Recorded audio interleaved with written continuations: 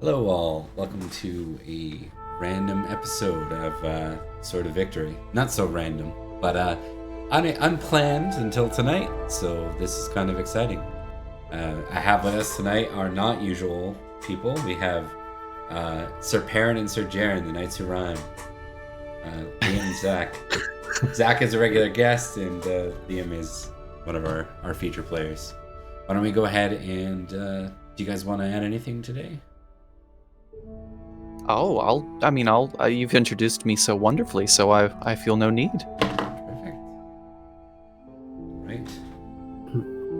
Yeah, really, just doing a side note, that's Newton Manor is the best of the manors, but that's all that needed added. Yeah, that's fair. So true. For a That's second, so I true. thought that was going to be the. No, I won't spoil. Okay, let me go into a little bit of a descriptor about our setting tonight, because we've touched on it in Open Pendragon for those following along. For those that were here for the original stream, our favorite sons, you'd be pretty familiar already. But if you haven't been, this might be news to you, or it might be like, what's up with this place? Why do we keep going back here? Why does it matter? And who cares about Humble Creek? Well, to some degree, that's true.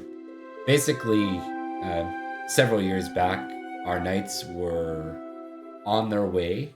These were the original knights. Same houses, though. Were on their way for an engagement party. Their goal was to find the right countess for their county, to find the perfect hand in marriage for Count Roderick. On the way there, they made a little stop due to the weather, and it was at that time that a scandal was born. A number of things happened. An illegitimate child being sired was one of them. It created some tension between the Humble Creek family and our Knights of Salisbury, who worked very hard over the next few years to tie together a solution. Jarren was actually introduced in that original stream. That is who Zack is and has been playing, as a young and eager knight to be, basically squire at the end of his age of squiredom, with a goal of becoming a knight of high renown, high glory. He was involved loosely. He was actually present when negotiations went down between the families in Salisbury and the family of Humble Creek, where no solution was found. He was present when Count Roderick was ambushed and Sir Jarren's own father fell in that ambush. His fate would seem to be continue to intertwine with these three houses of Salisbury, and that isn't really changing today. You see, Humble Creek, though run now by a sort of holding manor, is actually directly overseen by Sir Jarren's brother, Sir Jareth, formerly of Newton Manor. So why is this? How does this make sense? Well, Jareth married a baron's daughter. That's what happened. And in doing so, he was given a vavasor position over an estate at the Saxon shore, with an outlier of this Newton, or not of Newton Manor, of this Humble Creek. Why was it an outlier? Well, things didn't actually work out super well with that negotiation. You see, the Knights of Salisbury, they planned something that was quite good, actually, but it all banked on Sir Edward, which was Mark's character, being able to put together the plan, and then Sir Edward died honorably against a Saxon giant king. In the process, that kind of led to there being no real solution other than a duel. But right before the duel took place, the Lord of Humble Creek, faced between a rock and a hard place, kill one of the king's new war heroes out of the last battle with the Saxons, or win and defend his family's honor, but at the cost, with winning and defending his family's honor, or losing and kind of besmirching his family's honor, decided to, really wasn't a decision. He was thrown into madness as he stared that thought down. He cast away his helm, his sword, and his lance, and he rode away. Hasn't been seen since. So, really, we wouldn't expect Jareth or Jarren to really have a huge part in Humble Creek, aside from, it's an outlier manor.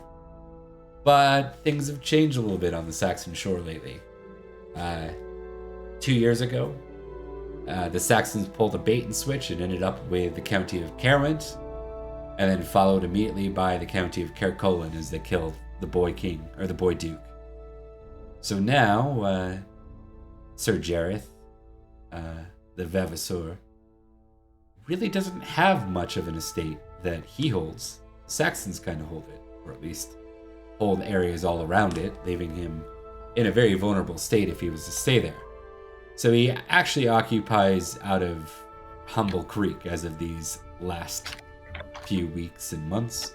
And that's kind of news to Perin, so we'll let you figure that out in-game. But Jarren, you've been up here probably assisting with the counter-offensives that are happening in these counties. And we'll begin, I think, with Sir Perin arriving just a couple weeks after Easter. And Jarren, you're arriving back as well, but from the opposite way. Perin's arriving from Salisbury. Sir Jarren, you're arriving back from the Saxon shore, having just witnessed with your own eyes the piked head of the boy king. Cow, bummer. Boy When duke. do we? The Duke. Yeah, the boy Duke. There's so many boy royalties in this game. Royalties, really, we call them. Yeah. Let me ask, when do we see each other first? I think this is like you're riding in. If you remember, Humble Creek, it kind of had like a bridge to enter. Not quite a moat, but like a natural one to some degree. And it's near this bridge that the two of you kind of spy one another. Maybe we can test awareness, actually. Let's see if you spy each other. Or it won't be a recognized roll. It's just going to be, do you notice each other? So it is going to be awareness. It's just, do you succeed at recognizing We ride right the past face of the other rider? we ride right past each other and never see the other again. Apparently. So Jarren's like, there's nobody here except me. Oh my god. Wow. let me clarify what that was. So what I was trying to get across is, of course you're not going to miss a rider who's not trying to stealth in any way, shape, or form. You're going to see them. I think this is more that, like, let's say it's like a sunny day and you just can't see the detail of the other person. It wouldn't take each other long to recognize one another. So it's not a recognized role. It's just a, are you aware enough of this going on? So, and the answer is no. Hard no. No. In fact, you might kind of not realize there's a rider until it's too late. And knowing that this is awfully close to the border of Saxon lands, you might be a little bit on edge.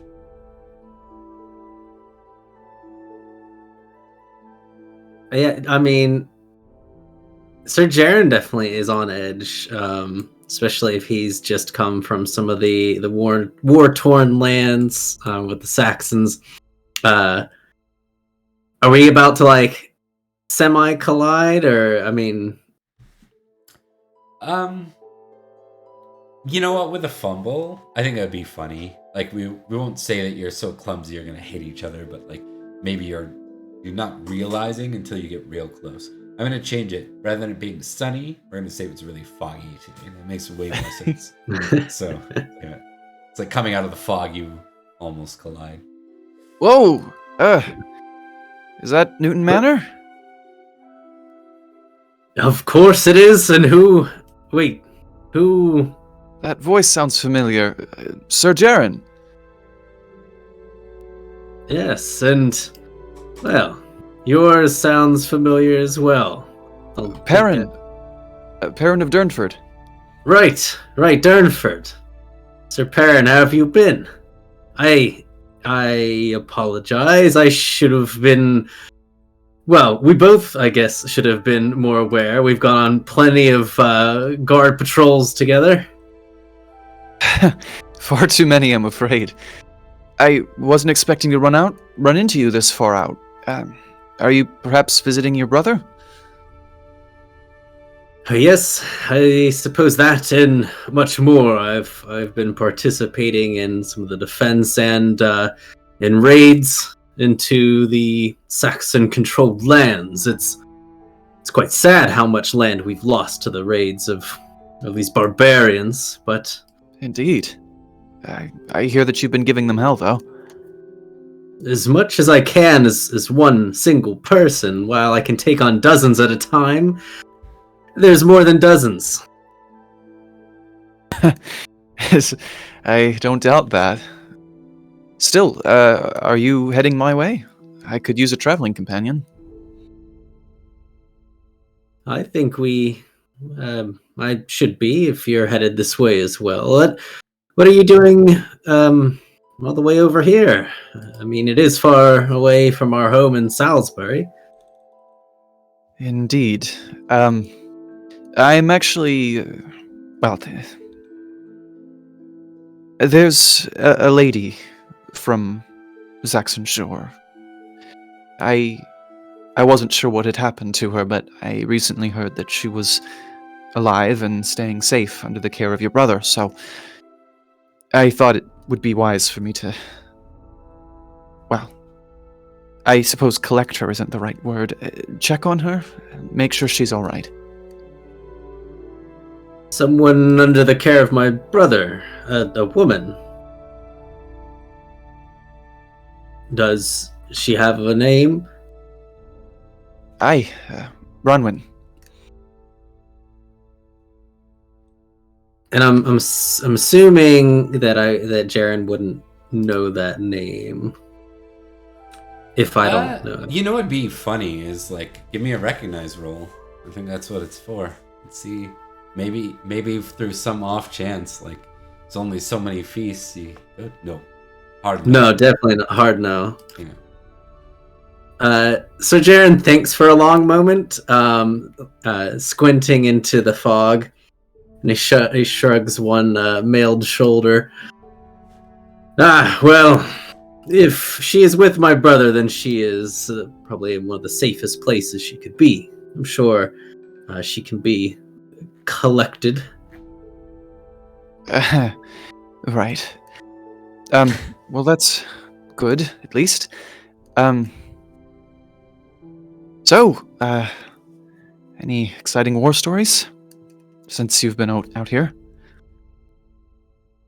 Oh, well, plenty, actually. Some from time to time I get to hunt with my falcon, and sometimes she alerts me to certain things. A few ambushes, like we had with our guard duties, and a few prevented by that glorious bird.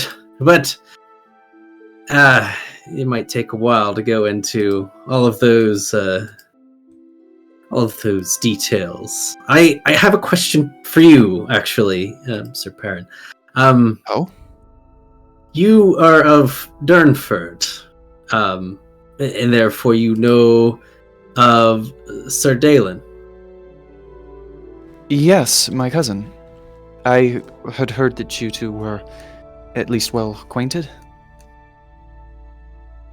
Yes, I fought in a few battles with him, and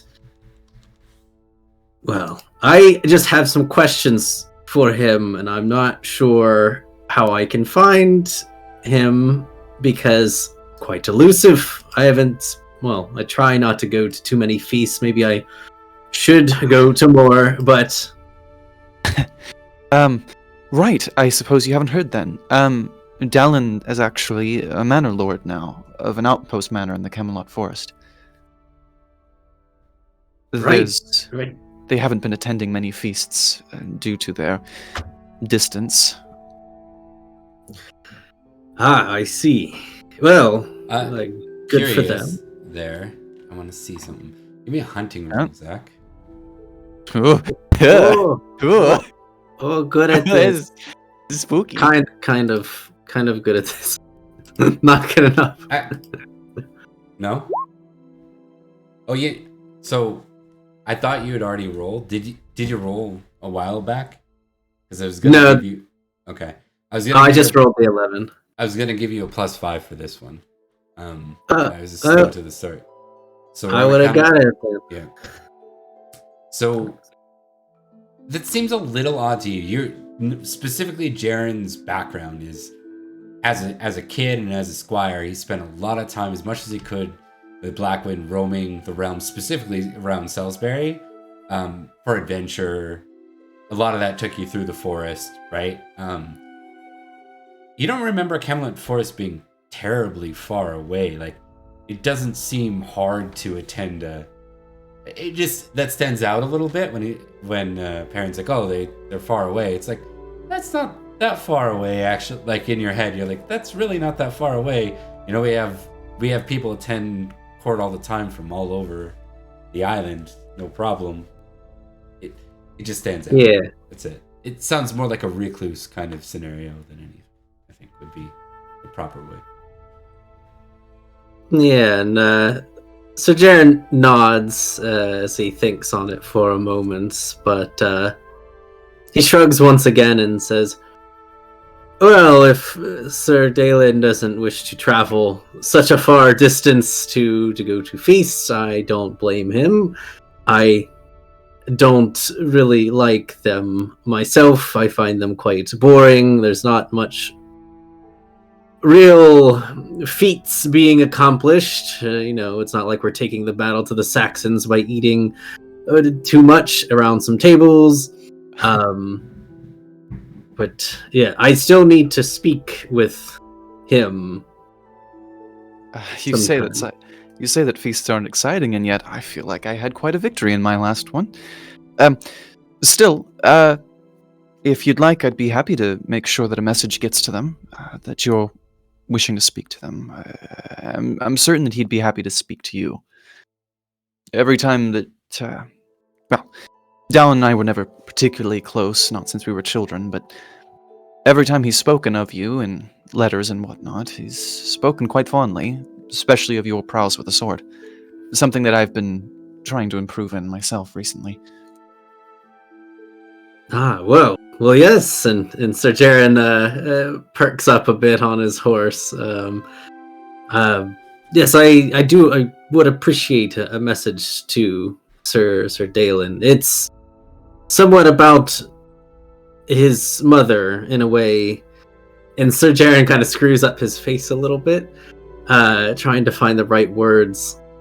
It's not incredibly important, but just something I've been trying to figure out. Anyway, yes. At the feast, I saw what you did.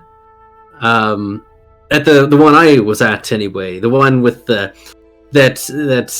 insane jester who dared insult my honor. I couldn't believe it. I wish we could bring swords to these feasts, but I have had mine confiscated multiple times. And Perin just kind of puts the first thing that Jarren said in the mental filing cabinet, but smiles and moves on, goes, oh, Kane, yes, of course. I understand your offense, and believe me, you're not the first knight to, get a little flustered at the jesters. But it is meant to be in good fun. Do you understand what the jester's for? I believe the jester... Originally, I thought the jester was there to throw pies at their own face and make people laugh like entertaining babies or some such. Possibly. There certainly is use in that as well. But as I've come to understand it, the jester's role is more about, it's about challenging things. Does that make sense? I'm sure you could relate. The idea is that it's someone that is immune to, I suppose, retribution. They're one of the only people that could openly mock the king, and technically it's illegal. Technically it's not illegal. I still wouldn't do it if I was in his position, but Uther seems to like him, and I'd say that says a lot, right?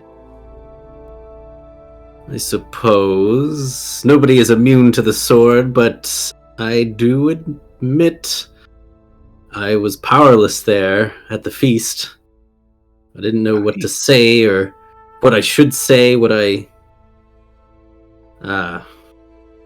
I just really enjoyed watching what you did to him. It was very well done. Well, I did it for your sake, partially, at least. Still, though, I think you've actually hit the nail right on the head there. You, Cain exposed a weakness of yours, area where you struggle. So, maybe it was actually an excellent opportunity for you to learn to grow. Sir Jarren kind of cocks his head at the word weakness. Like it was slightly sour to taste it. Weakness. I don't believe it's a weakness to trade worthless banter with a jester, a fool of the court. But if he's allowed to say such things with such impunity, and we must fight back with words, I suppose I did not use good words then. Forgive me, weakness was a poor choice of words. I simply meant that, well, as I said, I'm trying to improve with my swordsmanship. I think it's just I think it's perhaps an area that there could be some improvement. And I think there's honor and challenge and valor in that, right? I suppose so, especially if it gives us the ability to defend ourselves from words and jokes. Say, how about how well you did? I could always help you with your swordsmanship. I'm quite good at that, but I am not so good at using these words with the jester and defending myself. While you are good at that, I could use some help, perhaps. Are you suggesting we trade skills? I think that would do us both very well if we're to shore up our defenses on both fronts. I would like that very much. I wasn't expecting this conversation to go in this direction, but yes, I'd like that a lot. Though there was one thing I wanted to circle around to. Oh, of course. Dallin's mother, my aunt, is the steward of Durnford Manor. I work with her quite regularly, and as the Lord of Durnford Manor, she is my responsibility. If you have anything important, or not as important as you mentioned, to say about her or to her, I believe I am the most direct method.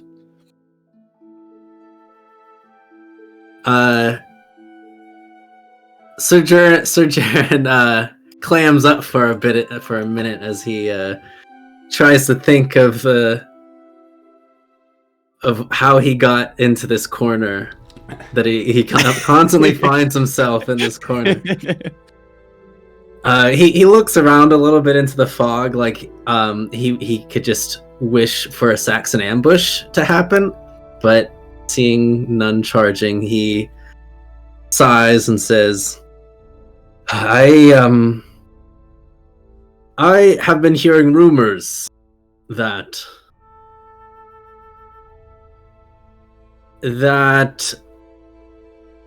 she and I are going to be a pair, like with marriage.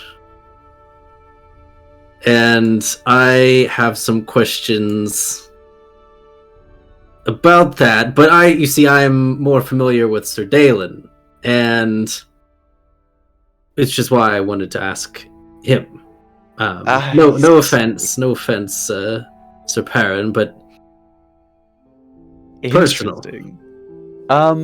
Mr. Bob, Mhm. based on his reaction, is there any way for me to read if there's any validity to those rumors? When you say read validity, what are you looking for there? Because you're not going to be able to read from his. You can read sincerity from his face, if that's what Yes, Yes. I want to see. I want to see if he. I want to see what's going through his head right now. If he's trying to be a little bit like yeah, those rumors that definitely aren't true. I just wanted to, get ahead of them. Courtesy versus intrigue, I would say. Courtesy for Jarren, intrigue for Perin. Gotcha. Courtesy. Good luck, buddy. I believe in you. Oh, you Hey. got it. You're actually pretty courteous. That's good. Intrigue isn't his strong suit, but he also doesn't like getting kicked out of every major. Yeah, having true. negative geniality really doesn't help you earn glory quick. So. I suppose not. Sorry, go ahead. I think in this case, Perin just added that. So I'm not sure what Zack, what Jarren's take is on it necessarily. So Jarren's take on it is that it may be in his head more than in reality, but the looks that he got at one of the feasts when he went to go ask the lady, what's her name, Leo or Fleor, yeah. Something about Sir Dalen got all those looks from everybody. And I forget when, but somebody asked him about marriage or when he would get married because he is of marrying age. So he half drawn these conclusions himself, but there were a lot of eyes on him. He may have not heard the rumors directly, though. So I don't know what kind of, if that's a yes, he's lying, he's worried about this for sure. Yeah, so I think you can I think what you read is that there's not really a motive on Jarren's part other than being worried about it probably being a thing. What you get is that he doesn't have control over what is being decided. Is that fair? I think that it's a pretty accurate thing. It's he doesn't really know, so it's kind of worrisome. I see. Well, no worries. No offense taken. After all, I've learned to take little stock in rumors. There are a great deal of people at the court that love to talk, even though they say nothing. Still, though, Sir Jarren, is there interest in Lady Fleur?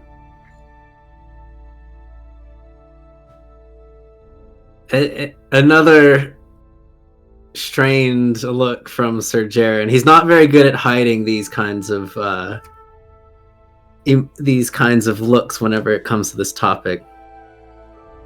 That is complicated. I know the expectations of my older brother and then of my family, of a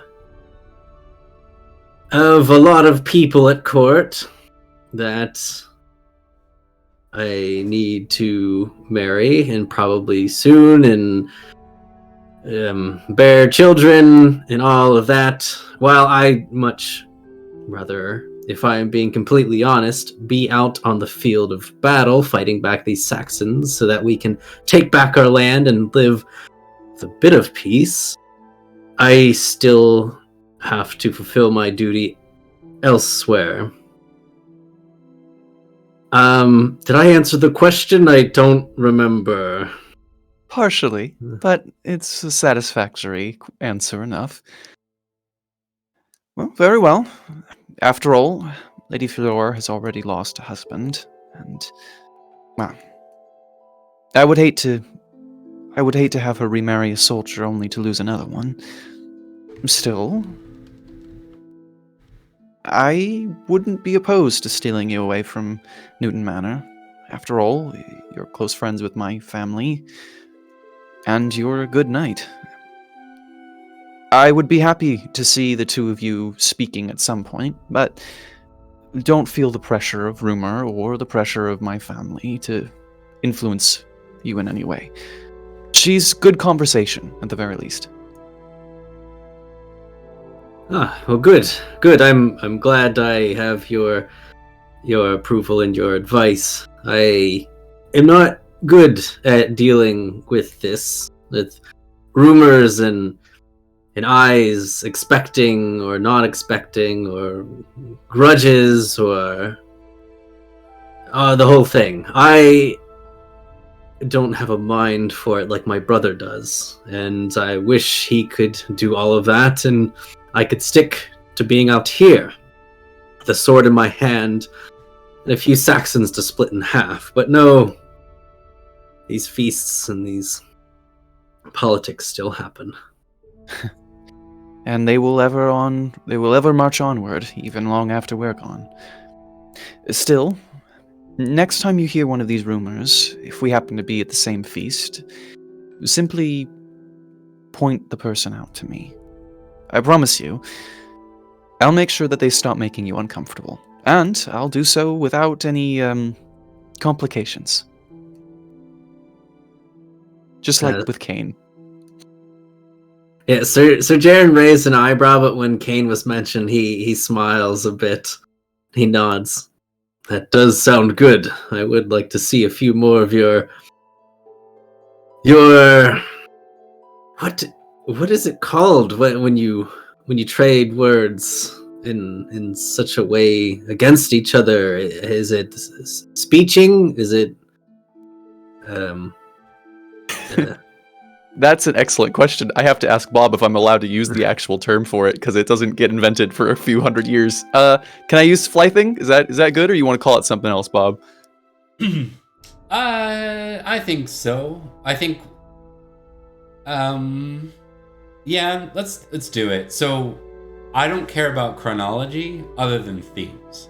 So exactly. When I say that, so chronology doesn't matter. We're gonna go from technology that, like, actually exists in this era, which we're already slightly outdated. Like, we're already using armor that's beyond what actually probably would have been worn. But, in 140 years, we're going to be at armor that's not created till the 15th century, right? Plate. Yeah, so it's like the themes of Arthur. As long as it's not too, like, in this era of King Uther, there's just not a lot of time to do. Obviously, you guys are in a lot of feasts. There's not a lot of time to do the tournaments and everyone's too busy dying from Saxons to exactly. Yeah. Yeah. Okay. Cool. Well, as long as you're comfy with that, then Perin will go flighting. It's called flighting. That specific art. But if you wanted to refer to simple wit of word in general, you could call it speechcraft. Speechcraft. Crafting of speech. I like exactly to bring... correct. Sir Jarren's like thinking it over, mulleting over, but he gets a little confused. Flighting, like my falcon goes into flight, like that flight. Of a sense, in truth, I believe the word might come from Saxony, but I'm not entirely certain of that. Still. The idea is that it's a little bit more of a fight, but lighter. There's no blood or gore, just a little bit of light combat, I suppose. If you think of it as a duel, then it works out a lot better, I find. At least, I have an easier time with it. A duel with words? This sounds quite ridiculous, but then again, I saw what happened at the feast, and it was brutal. Sometimes the right words can cut deeper than a blade. I suppose so. Well, I will have to practice this then. This speechcraft and flight. It sounds important, especially if I have to keep going to these feasts and I have to keep seeing Kane. I'm sure he already has plenty of the speechcraft prepared for me. I'm just waiting. I just know it. Would it make it better or worse to think that he doesn't think about you anymore, or that he's forgotten you? Would that make it better or worse? Worse. He definitely knows who I am, and I know he's preparing to try to sully my honor once again. So I need to prepare. I'm out here on the Saxon lands, killing Saxons, but I constantly have this thought in my head that I need to be prepared more so for the feast, because I know how to fight out here. I know how to slaughter and protect the lands that we fought for, but defenseless at these feasts. You are absolutely right. In fact, just before I left the feast where I met him, I spoke to him a while, and he said that he was furious with his defeat, and he was building up an epic tale and attack on you that you should prepare for as best you can, steel yourself for. Sir Jarren's eyes kind of go wide at that, looking at Sir Perin. Is that so? I knew it. I even had a few nightmares of it. I must have. I have to prepare. Definitely have to prepare, and if you can, help me prepare. I know words, obviously, but using them like he did or you did are completely different. Of course. As soon as we get to the manor, I'll make sure to take some time to prepare you for the challenge. Good segue? Good segue. Yeah. Minus me having food in my mouth. Let's give me 1 sec. We shall cut over to a feast.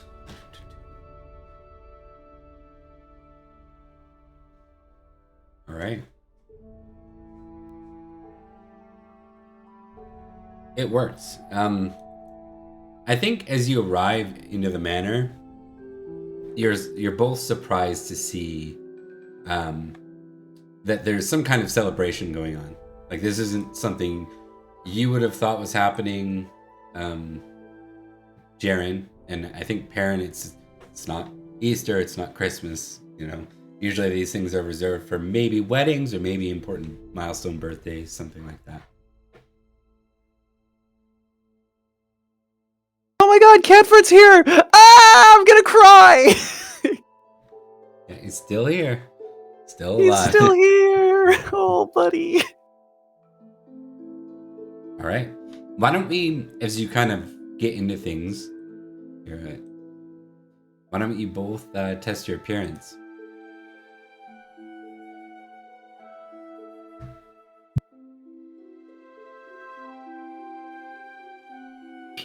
All the room's completely empty, and yet the guy's like, "No, sorry, your name's not on the list. I guess you got to sit on the floor, Perin. Sorry about that. We're just full up, you know." No room, not enough salt. They didn't have the folding tables out. Yeah, exactly. We're at the kids' table. Yeah. Okay. That's a success for both of us. Success. So near the salt for both ya. So Perin, why don't you test awareness just on your way in immediately? Oh boy. Actually, you know what? Oop. Yeah, Yeah, no, that's better. It's better. Oh, shame. It's more that you can't see through the sea of people to recognize that she's present.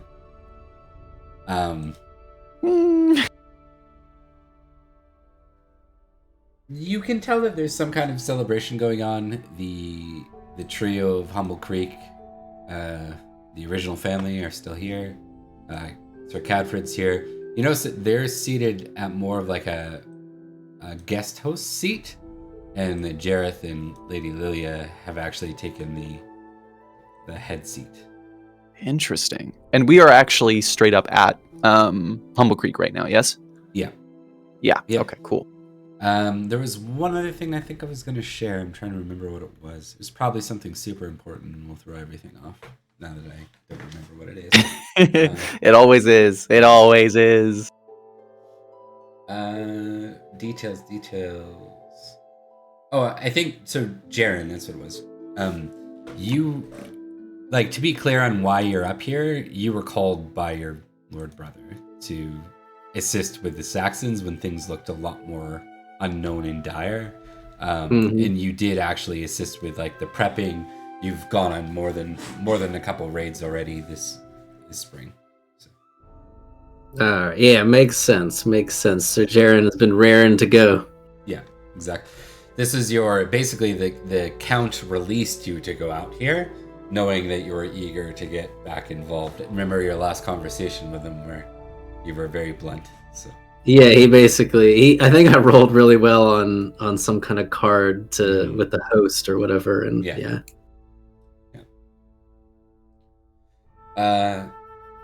Okay, so with that in mind, it seems, I guess for Perin, what you would notice from your position is you notice that one of the twins has a little one running around that's being tended to by a maid.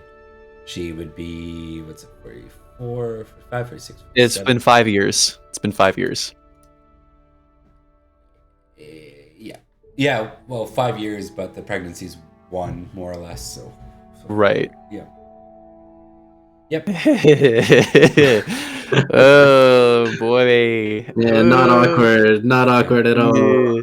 Yeah. And then remind me, which of the twins was it? Was it Tanway or was it Ranway? Rianway. I'm not sure you know that. I probably would, because I was pretty involved in the early part of the proceedings. I think I lived here at the time too, didn't I? Yeah, but they were being purposefully vague on the details. Right. So there's just smoke out the bandit, right? Yeah. So, okay. Right. yeah. Right. Yeah. Okay. In that case, fun. Hey, Bob, She. would It's a she. Yeah? It's a little. the she? Oh, the child is a she. Yeah. Gotcha. Hey, Bob, would you roll the feast food? I want to know what we're eating. Yeah. It's very important. Very important. That's very crucial. We could just walk out if it's not good enough. Always with the beef marrow fritters. I'm sorry, but your brother has awful taste. Boiled bittern. I don't even know what that is. I'm good with the first and third course. I'm not so good. It's like meat with a side of meat followed by some more meat. Bittern is a bird, I guess. Okay. Literally, then. So like a. It's a salt. It's a salt solution. Wait, bittern? We just.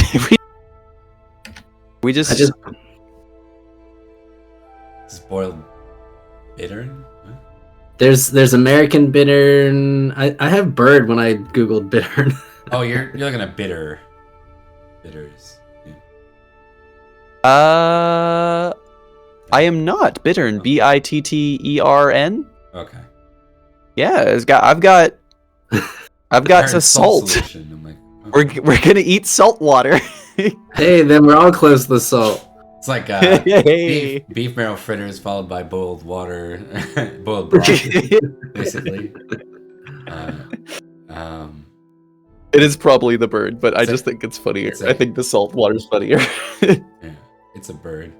Makes a lot of sense. Yeah. Okay. So 2 rounds. I do this. We didn't need to do a feast. but it makes it feel like there's some options if you don't have a plan. So Yeah. let's do it. Yeah. Me or Jarren first? Sorry, it should be by glory when shared, so it would be Jarren first. Good. I prefer Jarren first. Go for it, buddy. All right. 2 rounds feasts. 2 round feast. Is he high enough for above the salt? No, probably not, right? You have to crit to get above. Oh, I see. Or if it's like a special occasion, or like if you're Right. in a formal spot. Like I'm gonna wedding, you're gonna be above the salt. hopefully. Yeah. For the first one, I'm gonna draw a card. If Okay. yeah. You get 2, by the way. Oh, that's right. I forget Sir Jarren's big stuff now.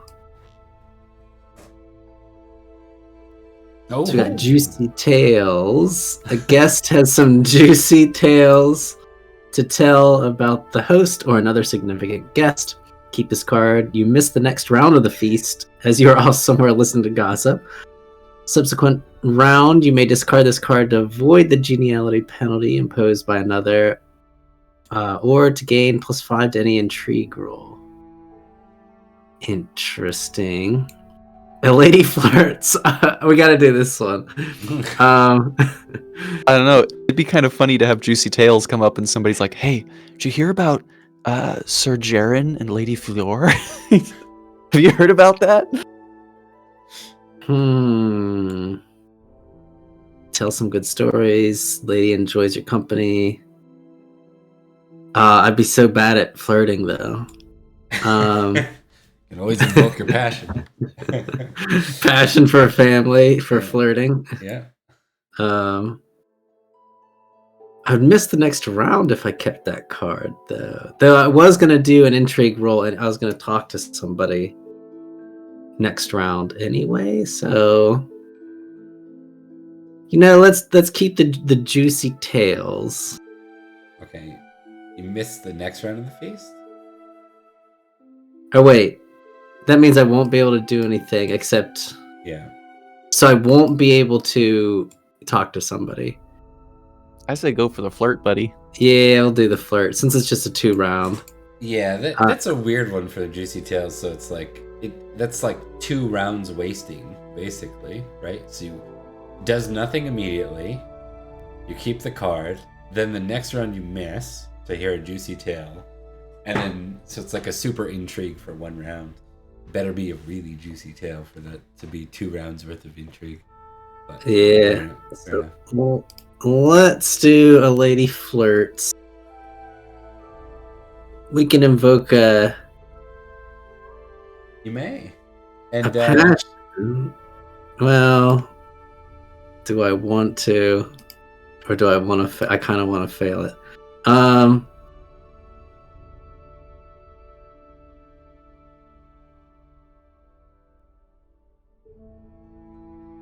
No, I could do the love of family, I think.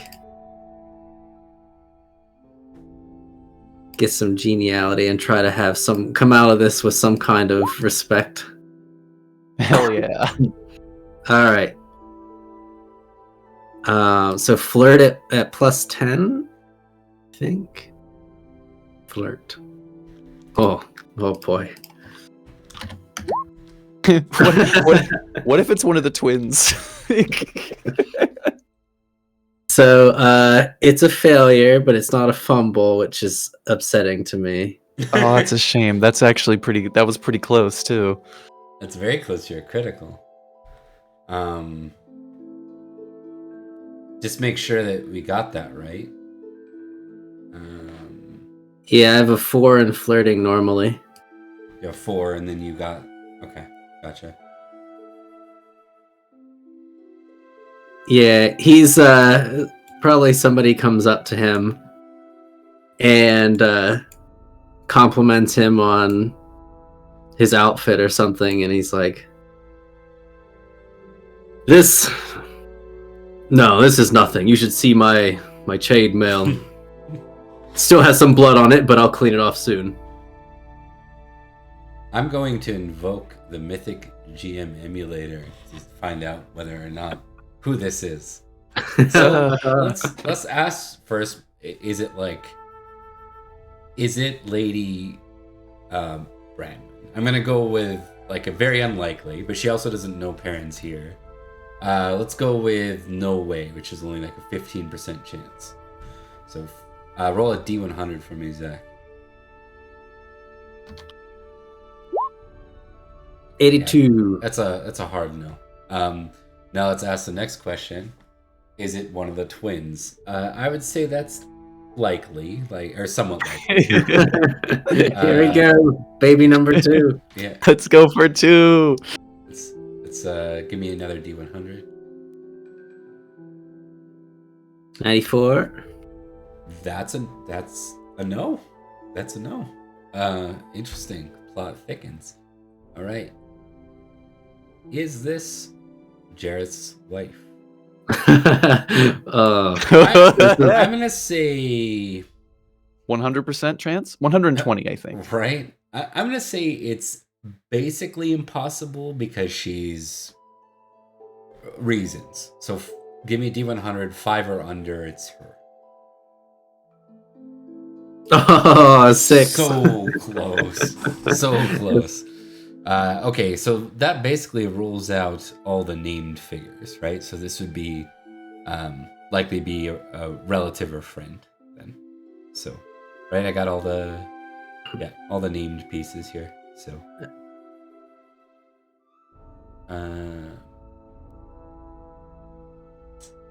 let's go with random Kimrick Knight. Name Jarrett. That's awesome. It's Jarrett himself who fights with you. Jarrett, my own brother. Wow, Newton. He's Manors. a local of Newton Manor too. That's wild. Yeah. We're very close family. Oh, that's good. Jareth and Jarren. He has a brother. Wait, he has a brother named Jarren. No, he's a. It's very funny. So I'll roll that for the lady's father, just because it makes sense. Or husband, father or husband. Let's do one more D100 roll, Zach, just out of entertainment. We're gonna go with unlikely, but is she married? Is this a married woman doing this? Nope. No, it's not. So this is her father's name, and now we shall go to. Just give her a name real quick. Give me a second. Sorry, I wasn't calling on you to give her a name. I was saying, let me Give her a name right now, Zach. Give her a name. It's Bobalina. Bobalina. Bob Dobalina.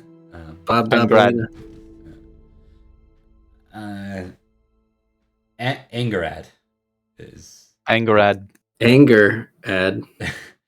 Angerad. Angerad what? Dursa, who is honorable.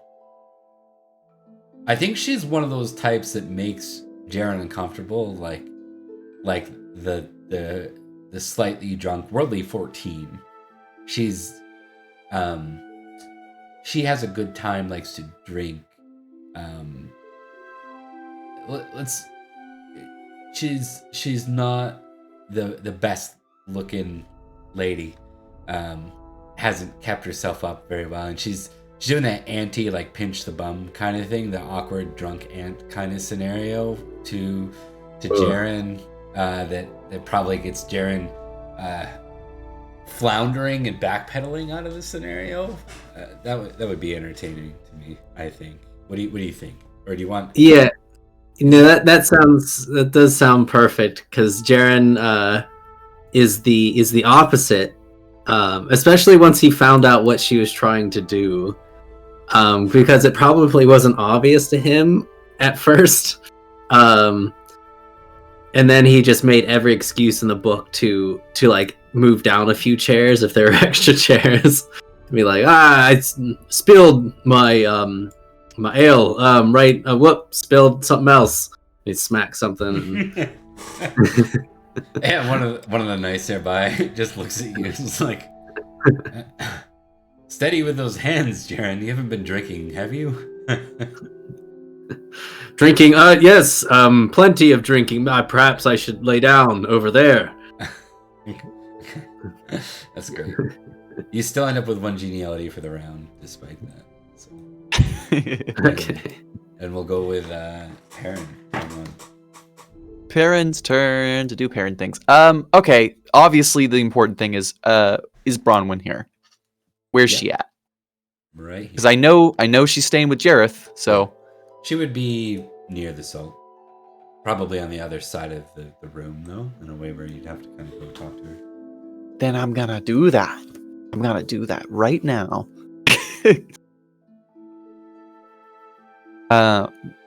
Yeah, I'll make my way. I'll make my way over to her as soon as I can. Yeah. All right. What's is this in intrigue? What are you aiming to do here, or flirt, or what is your goal here? I don't know. I kind of wanted to make sure that she's just like not traumatized and that she's okay. But I don't totally know what role I would make for that. I guess romance, but I'm real bad at romance. It's gonna come off real uncomfy. If you lead with the flirt, it can lead to a bonus the next round if you want to do round 2 as a romance. I'm only 1 point better at flirt. Okay. It's a 2 or a 3, so yeah, that's tough. Can I roll my passion lustful Ygraine to help with me in this situation? You can roll that to like auto fail this situation. Right? Yeah. Okay. I guess what I will try to do. You could is maybe you can present courtesy in this case. It's just not going to count necessarily as a tick in anything. Right. But I get that you. would be the proper way to represent like etiquette, basically. I think I'm okay with that. Can I roll my honor passion? Yep. That would be very applicable to this kind of scenario. I need to make sure that the lady that I am courting is okay. That is an honorable thing to do. Yep. All right, so that's a success in that. So +5, right? Or is it +10 at this rate? It's +5. +5, cool. Did I finally remember to put that down here, or did I still fail to do that? I really need to lay that. I don't know, man. I still haven't done that. I swear I did that. Is it possibly on a different tab or something? Probably. That is a 5 out of 20 success, by the way. Okay. Give me 1 sec. I'm just gonna deal with this because it's going to plague the back of my mind if I don't. So I'm gonna. The brain worms have invaded you. Yeah. I'm gonna save that stupid thing and get it onto the page.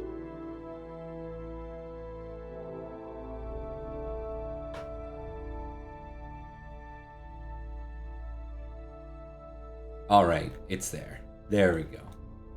Now it's just plunk her down right over here.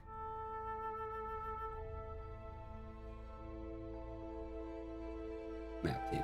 There we go. Hell yes. Okay. Now, so Lady Bronwyn, I think her eyes light up when she sees you. There's definitely a sad look on her face, but does she keep her composure? Let's find out. Let us find out, indeed. Yeah. Ooh. Pretty good. Frickin' 20 in it, so. Yeah. Not higher than her dagger even. Yeah, it's pretty good. Perin will kind of quickly make his way across the room, and if he can, he'd like to pick her up and do the little hug spin thing. I don't care if it's not court etiquette. Yeah, I think she'll accept like it happening, but then there's also kind of a look, courtesy 20, to make sure that it's not this big faux pas. Yeah, she's done it gracefully. I have done it less so. And there's a Mr. Intrigue guy here that likes to know these things. I'm just gonna roll Jareth here. quick. I'm one of those too. We're not so different, Jareth and I. Except for he's a bastard and I'm a punk. There's a difference. This keen difference. Okay. She says, I'm sure you've heard. Yes, I came as soon as I could. I was so worried about you.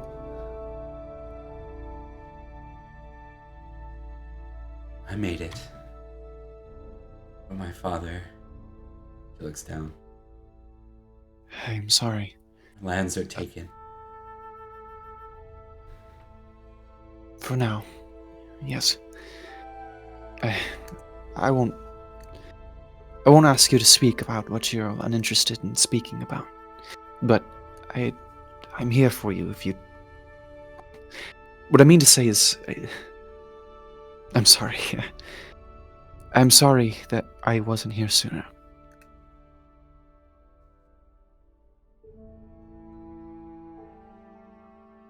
I'm gonna feed something to Perin because this might be of note or consequence. Oh yeah? I think Yeah? when you hear about her lands being gone and her father being gone, it sets into you for a second that there will be no dowry. Ah! Interesting. I have been planning this interaction for a long time. I did not even consider that as a possibility. Oh boy, alright, that's fine. That's fine. We're fine. Or I shouldn't say there will be no, it's just Carcolan and not- Kerwin are gone. Like, Yeah. they're still fighting inside of it, but it's like insurgent fighting, basically. It's Right. not safe passage lands.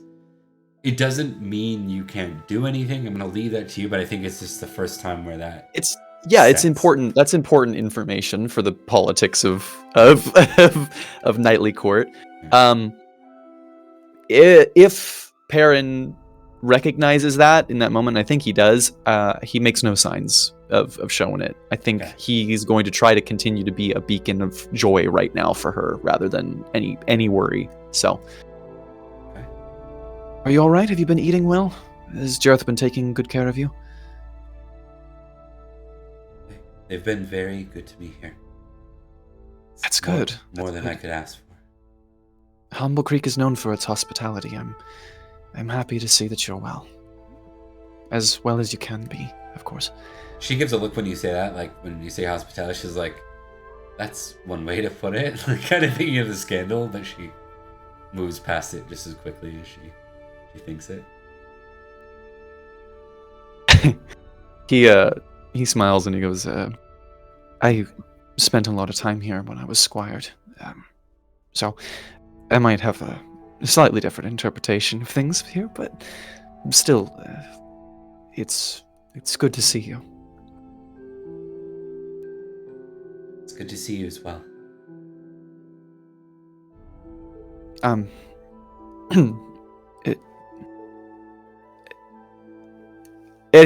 Perin like freezes for a moment as he's trying to think about like, it's too soon to move on to like, no, if I ask her that would be weird, right? Well, maybe she just wants a little bit of normalcy, but no, maybe actually she needs sympathy. And he's like, he's bouncing between a couple of things, and eventually he finally goes, would you like to meet my friend? Your friend? Aye, Sir Jarren of Newton Manor. We're old friends, and he knew my cousin even before he knew me. He's here now. We rode together. 1 second. Oh shit, we also found the Sword of Victory together as well. I keep forgetting he was there. That thing, yes. Those legends haven't quite trickled down to every noble everywhere yet, or at least not the fine details, not being told over and over and over again yet. Oh, don't worry. Perin's let people know. Sure. So I think she goes, Sir Jarren, yes, Jareth's brother. I saw him ride in a few weeks ago. Yes, exactly. We've fought together a couple They of times. They say he's quite the sword hand, though his temper at court can be... I'm sure it's all bad rumors. Oh, he's harmless, really. He's a capable swordsman, certainly, but while he's true, a little quick to anger, I have yet to see him be quick to strike. So, don't worry, he just... Once you know how to speak to him, you'll find he's actually quite easy to get along with. So Bob has to ask Liam's intention. Is Liam's intention to try and shunt her off to Jarren in any way? Yeah, pretty much. I think he'd like to just give her a distraction and also get her to move over to our side of the room for a little while as well. Let me be more clear. Is this in any way oh crap, she doesn't have a dowry, let's see if I can match her? Oh, no, not specifically. Because being impassioned with honor, I wouldn't be able to allow you to do that in the same Yeah, action. no. Okay. No. Yeah, okay. Okay, just clarifying. Okay, yeah, so... Yeah, I get you. Yeah. Just want to verify you have intrigue characters. You never know where that's going to go. So Don't worry, that's not necessarily out of character for Perin, just not this situation. Yeah, so she'd be happy to come with. Yeah. Sir Jarren, it's funny that they talked about, or she being a bit hesitant because he's over there like silently mouthing words. It looks like he's in concentration, stringing these words together in his mind and not really paying attention. It looks very weird. Love it.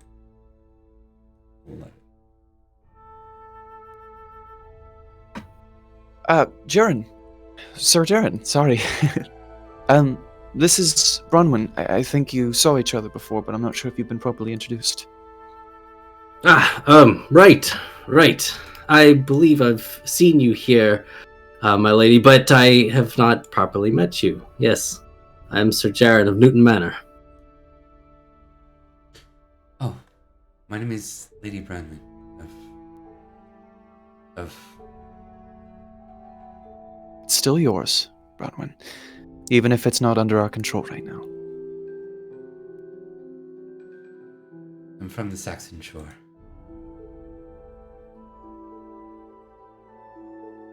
I see.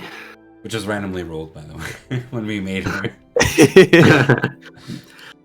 Then I suppose we'll be getting your lands back shortly then. I've been planning with my brother and many of the other leaders here on how we could do just that.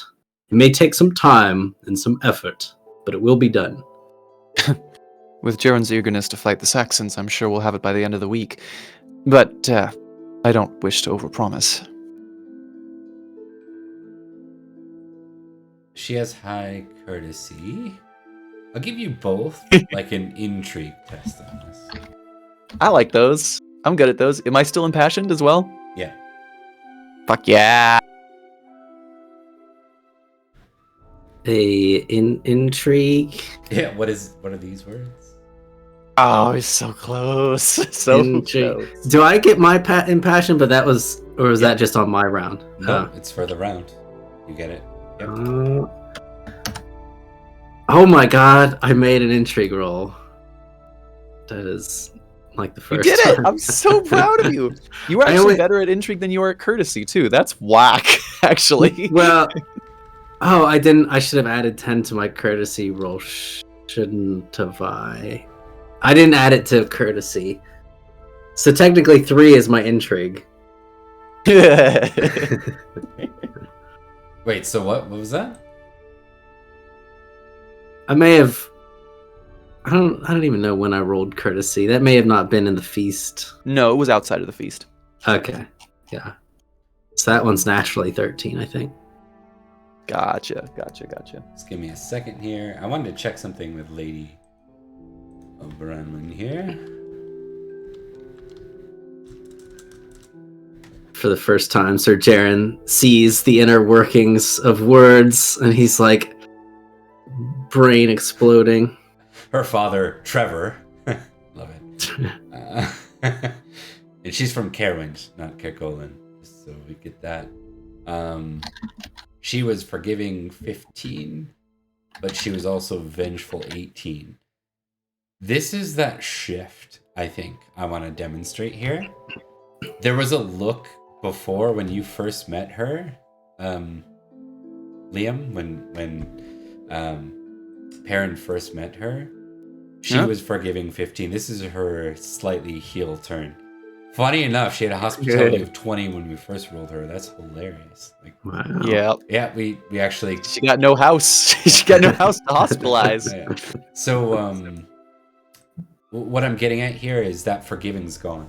It's replaced with like this vengeful look. It's almost completely twisted. And when you mentioned would be done in a week or two, if he had it his way, I think there's a brief slip where she says, "Too long for those dogs to hold our land." And then very unladylike talk.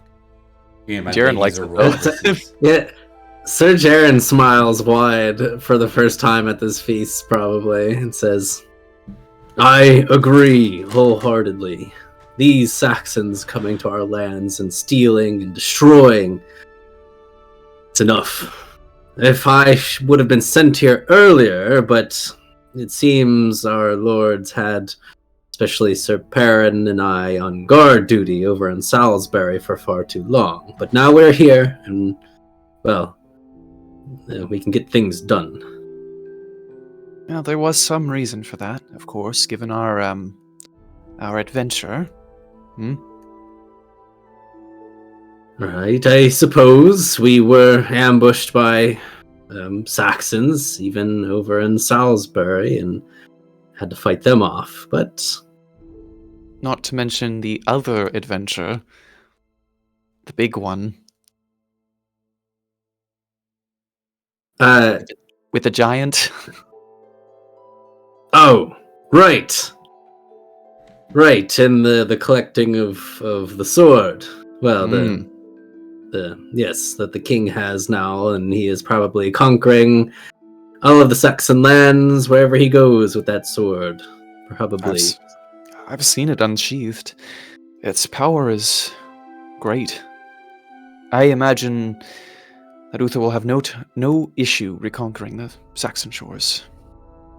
She raises a brow and says, "Are you saying that the two of you were involved with finding the king's sword?" That we were. In fact, the two of us, alongside Sir Florence and Sir Edric, we were the ones to help Merlin discover it ourselves.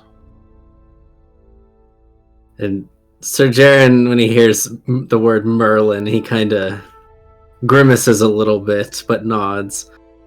"Yes, that wizard led us on a little adventure. We did not know what exactly we would face, but it was quite a few foes to find that sword." That's amazing. Is it true then? Is the sword really a sword of legend? No, the sword of legend? The one that fell from the sky? Or the rock that it was made from? Well, I've yet to see it in battle, but... Well... When it was unsheathed, I was overwhelmed by this sense of pride and strength. I was instantly energized. I felt like I could be or do anything. So, yes, I believe so.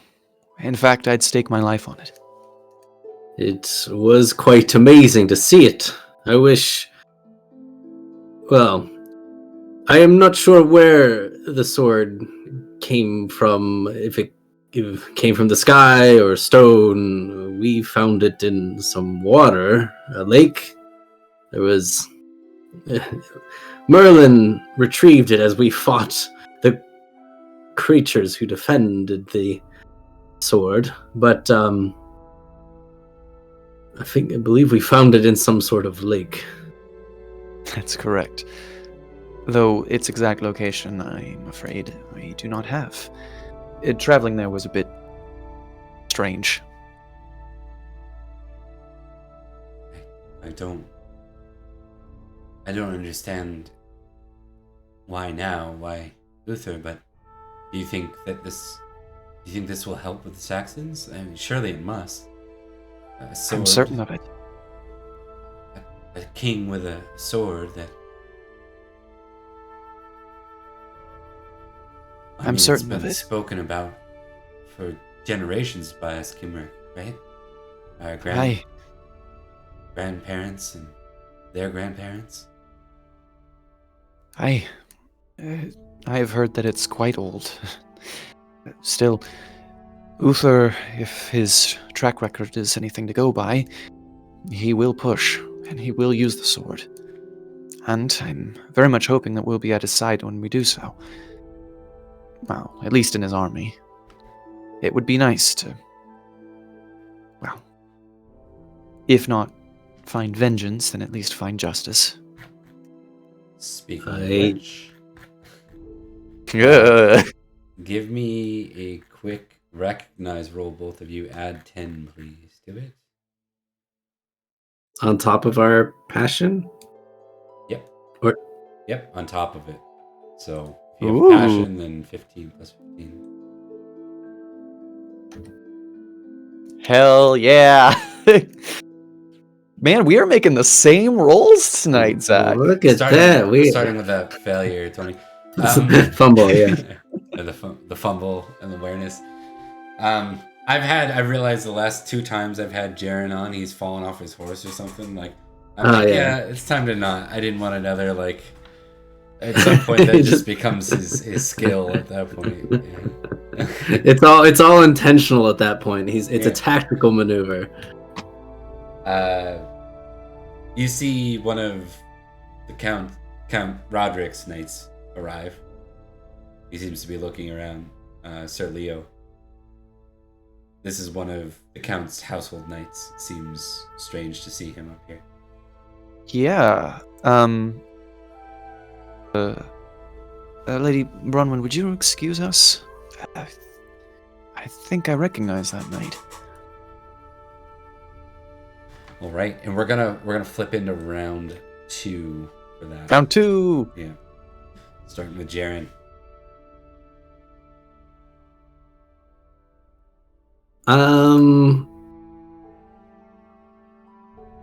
So Sir Jarren doesn't know which of the twins has the kid, right? Correct. You know one of them does. They were a little light on the details on purpose, so that there was one room to maneuver, but also kind of brilliant. It kind of helped them solve the puzzle themselves.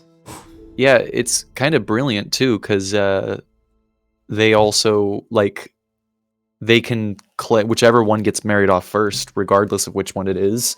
They can claim that was the one that didn't have the scandal too. Yep. Okay. Oh boy. that okay scared me a little bit, Zach. I like it. I like hearing that because I go, uh-oh, what's that mean? So Sir Jarren is going to... Can he walk over just to the table where them 3 are at? Because he kind of wants to ask them all a question. or do I have to pick a certain person? No, not at all. I can allow that. So you wander over and ask a question. Yeah, you can go. I think it'll be Every recognizes you first because he's had more than one encounter with you. He says, Sir Jarren. You know Every was the... Before all this, he is not the heir anymore. He is the Lord of Humble Creek under Jarren. So Jarren is raised out of a a formal vassal knight role to Vavasaur of a Baron, and Every is a knight over this, but it's technically Jarren's holding, if that makes any sense.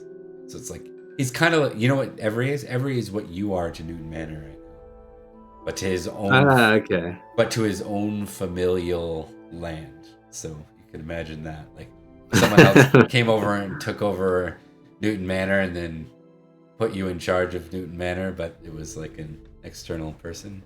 Yeah, it's rough. At the same time, there was established understanding that Jareth and Every were like, they grew up as squires together. They're squired under the same house. Okay, so Sir Jarren gives a small smile and nod. Sir Every, good to see you once again. I'm glad that I've been able to spend some time here in Humble Creek and prepare for taking back the lands that the Saxons have stolen. Agreed, Sir Every says with a nod and a bow. Sir Jarren, have you met my sisters? Lady Rhiannon and Lady Tanman?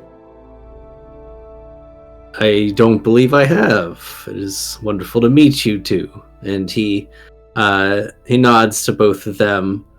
He has a small smirk on his face as he sees like the child that he can't really stop from happening. Yeah. He shakes his head though and says, I apologize. I was directly involved with that whole incident with the, well, and he gestures towards the child, and I wasn't involved with what happened here on that that raid of the Saxons, but the whole courtly thing that happened afterward was quite a mess. I'm sorry that you two had to go through it. They both nod and smile your way. One of them speaks up and says, "Say no more, lady. Say no more, Sir Jarren. What is the past, and it has been solved through honorable means. We are just trying to all move on here, though the Saxons have,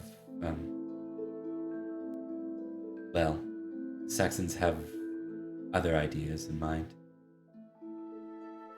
It is little Glesney's first birthday today, actually. That is why we feast. Or not first. Like fourth? Fourth birthday, yeah. Okay. Because he's like, hi, wonderful. and then she's like, hee, hee, hee, and she goes running off, arms in the air.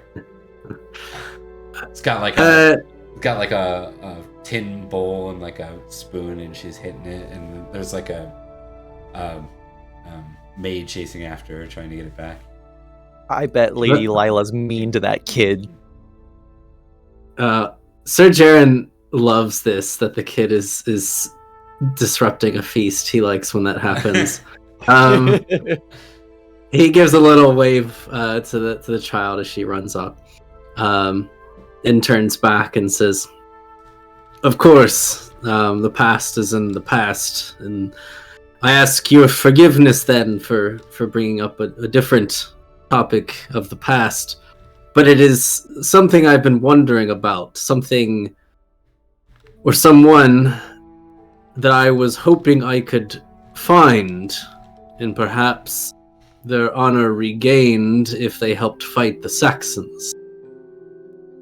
And he pauses for a second as he looks to Sir Every. There was a duel that was once going to happen, but it didn't. Correct. I know that both combatants in that duel that was to happen were great warriors. One is serving the king, and He says, I've heard. He doesn't look super impressed with that, but he just says it, you know. Right.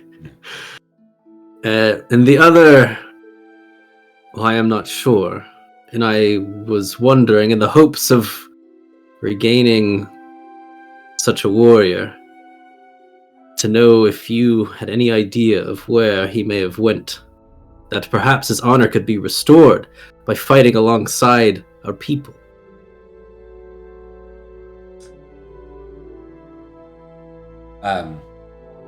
Sir Every's quick to speak up. He says, those thoughts and dreams have gone through my mind as well, Sir Jarren. I wish nothing more than to see my father, one of the most honorable men I had ever met, restored, to restore his own self. Alas, we have not heard from him, not once. Give me an intrigue score, good sir. A little bit of intrigue. Oh, there we go. Oh wait, this is a different round, isn't it? No, So you're well, yes, yeah, it would be a different round, so that would be -5, but still a success, yes. Well, no, because I'm getting 10 from the passion for before, because it was a 20 passion. So wait though, but you get +1 geniality from last round. Oh, that's So true. So I would have got I would have a critical actually. Wow. You were killing it today, buddy. Good job. Oh, but he's at feasts. This is somehow it's working. You notice one of the sisters, something about it specifically, like you're not very good with intrigue, but you've reprimanded young knights for a little while now. You can spot a liar or someone keeping the truth. And you notice one of the sisters, when he says very truthfully that he hasn't seen, that they have not seen, it seems like Every's very much saying that from a point of like truth and honor, like he has not seen his father. But one of the daughters, her face says otherwise. And she kind of just does like a squints a little bit and like plays with her face and then stops. Sir Jarren notices this, since he is not great at the intrigue game, his eyes squint just a little bit as he processes something he doesn't usually catch. But he nods to Sir Every. Very well. It was just a hope that I had, especially with how many Saxons we must face. Every good warrior, great warrior even, is something we can use. But if you do hear of anything, anybody here hears of anything, I think my brother and I, we were making many plans, obviously, and if you would tell us, it's something we can keep in mind, and we would greatly appreciate it. Sir Every says, we will absolutely keep that in mind. Thank you, Sir Jarren. Alright. And both sisters nod. The one sister falls right in step, doesn't give, well, you critted on the intrigue, so I'll just give this to you. I think you get a sense that it's taken sincerely by that sister, but she's not willing to speak about it in front of her siblings. That's what Sir Jarren figured. Sir Jarren's had to hold his tongue at family feasts and stuff before, and not probably did it very obviously. So he knows the feeling of being that sibling. So he plans to talk to her maybe after the feast or something, if we can do that. Sounds good. Absolutely. And then we make sure you tick intrigue if you didn't have it ticked, and you also just get automatically 4 glory for that. 4 glory. Okay. Basically your score. So we then move on to the last round of the feast for Sir Perin. Hi, I'm Sir Perin. I so wish I wanted to do anything other than an intrigue, but unfortunately I need to talk to Sir. I need to do an intrigue on Sir Leo and see what the hell he's doing here. Because I'm a little concerned by his presence. Okay.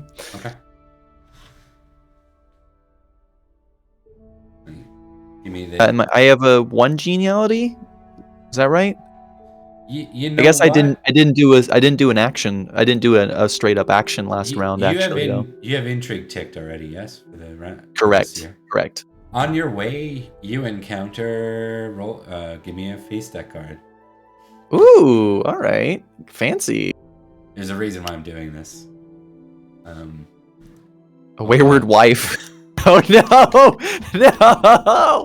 Why? What is it? What happened, Bob? We started playing the Hot Boys, and all of a sudden we're getting all the horny cards.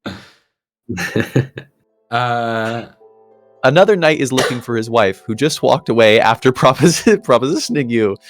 Honest wins. You point the knight towards his wife, gain the knight's thanks and +2 geniality. Deceitful. You tell the knight nothing. You may choose to miss the next round of the feast. If you do, choose tick lustful and roll for childbirth in the winter phase. I think you have an already existing path probably with this one. Is that fair? I know with what Bronwyn I want to do. And Leo on the way, so that makes sense. Like you basically you can't get your eyes off of Sir Leo.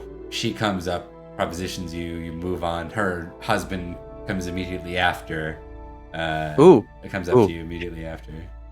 Hey Bob, Yeah. before you finish describing, should we roll to see whose wife it is? Because there's one person here with a confirmed wife, and I just feel like that would change how I would react to the situation.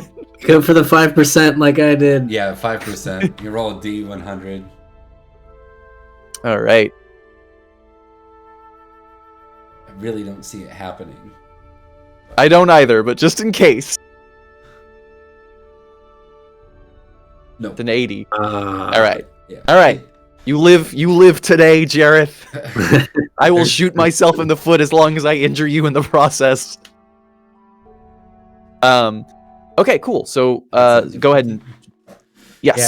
So, and you'll find out why in a sec. That would have made no sense. So Leo looks to you, and we'll just pick the names here. So, Halen, that almost looks like it could be a female name too, like a androgynous name. So we'll go with that one. And then Saren. So these are the two that you just encountered. I just like to throw the cards out there in case one day there's like some reference. Yeah. Okay, so Helen and Saren. Yeah. Leo rather turns to you and says, "Oh, Sir Perin, there you are. Excellent. Oh, Do you know where Sir Jarren is as well? And sorry if I'm interrupting. It seems there's a bit of a formal gathering here. I didn't expect that. Oh, no worries at all. In truth, it might actually be on our behalf, more or less, I think.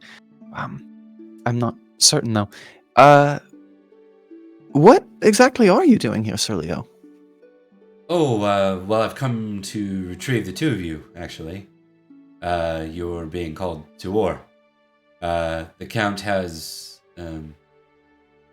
well, he has plans that I cannot discuss here. I see. I won't mention what I suspect he's doing then. Very well. How soon do we leave? Well, if you could be quick about it, I would prefer to leave this night. We have to arrive. He's like struggling over what he can say and not say. We make for Hantone County. Give me hate using intrigue. Oh, but I love using intrigue. No. It just I've like had it it. being the be all of it. You know, give me I have it. Battle. Oh, hell yeah. It's my Historical second favorite. significance. The two things that I have ticked already are battle and intrigue. I can't not. I just can't not. That is a success. Hantone is the naval headquarters of Uther's fleet. It's like I see. Okay, so that would imply that we're doing a naval invasion then, most likely. Interesting. Okay, all right, I can see the value in that. All right, cool. Well, Perin will go. I understand completely. There is. Well, I'm here for a reason. There is something I need to resolve, but I'll be ready to leave as soon as the feast is over, if you should so desire, or perhaps only a little bit after. excellent. Excellent. I imagine Jarren will be eager to ride as well. Was there a reason the two of us specifically were called? Is it just Knights of Salisbury? Partially so.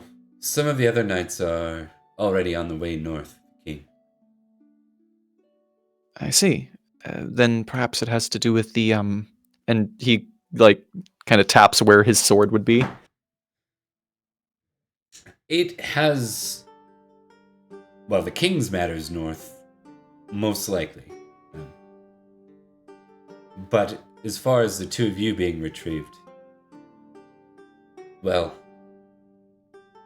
We might as well make ourselves useful, right? I think it goes beyond that.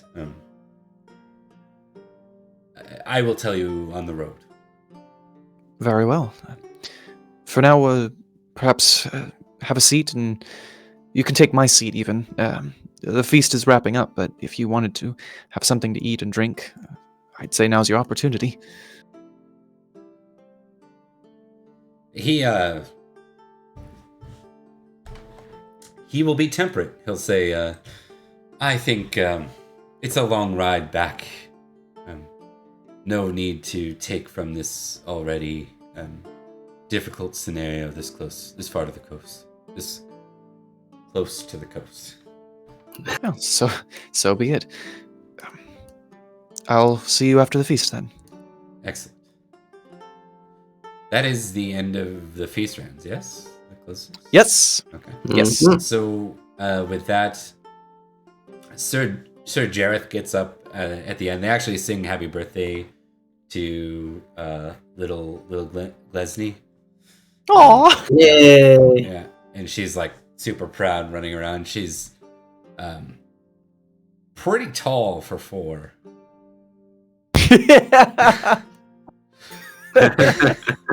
How about that? Father must have been tall. You know when it was like, oh, it's Edwards or oh, it's Cadfile's kid, whatever the I forget what the ruse was. It would be pretty difficult at this point. Like the hair color is almost identical. The mannerisms remind you of Goratrix. It's little baby girl Goratrix running around here, 100%. So high energy too, high energy kid. So with that, Jareth gets up and says, and at this point, Lilia stands beside him, and you notice a particularly large, or not large, but showing Lady Lump now. Lady Bump, rather. Isn't that the right? Which one? One's dirty and one's not. Whatever one's. I was about to say. One's the baby one. That one. Lady Bump. Yeah. Close. Give me credit. So she's pregnant, and Sir Jazz says, "We've been waiting to announce this, but Lady Lilia is well on her way. We pray for our first heir in the spring, Here, here. or this winter. I think would make more Yeah, sense. because I think we're at the end of spring. Yeah. Yeah. Wonderful. All right, and I think we'll wrap that there. We'll do a real quick chat with you guys on the ride. I want to make sure that you one, I don't keep you all night long. Two, we have some time to do some actual fighting. So let's do that. Yeah, there's a couple of little things, but they can be resolved off camera, I think, pretty easy. So, Well, the one thing I think would be interesting before we jump is we'll give you both a moment with Sir Leo. I think Jarren, you would probably go if you are literally being called to go by your liege lord. Yeah, if he's being called, he kind of has to. He'll be split on whether he would want to, because he is where he wants to be, but yeah, he's being called, so. We're gonna fight Saxons, Jarren. But Saxon's here. Saxons there first, then Saxons here. I love that it's almost like caveman, like Saxon. Saxon here. Saxon not there. Yeah. Saxon not. Oh, you have so much more further to go with the speechcraft than I thought. Yeah, Gorlois tricks. I like that. Yeah. It's probably the name that some bully got when he was a kid before he punched them out.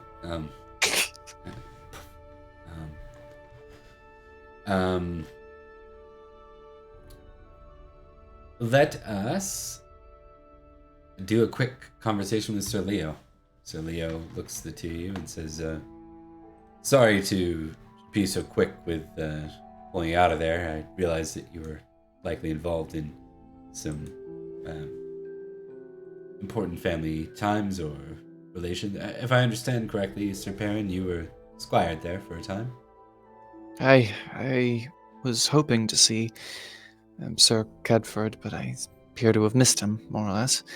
But I was actually here looking for Lady Bronwyn. She was a survivor from the Saxon Coast. I was courting her before. Very good. This is a good thing to be in pursuit of. You are a vassal knight, after all. It is important to find not only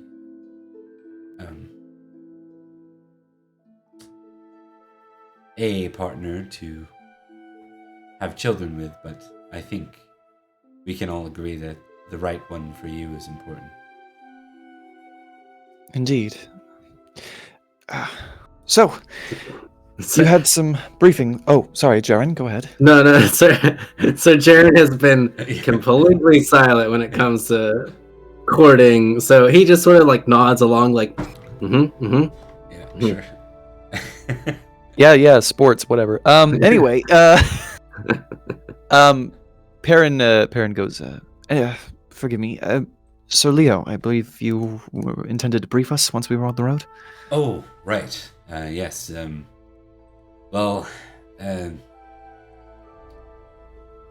we're making for Hanton County, specifically for the docks.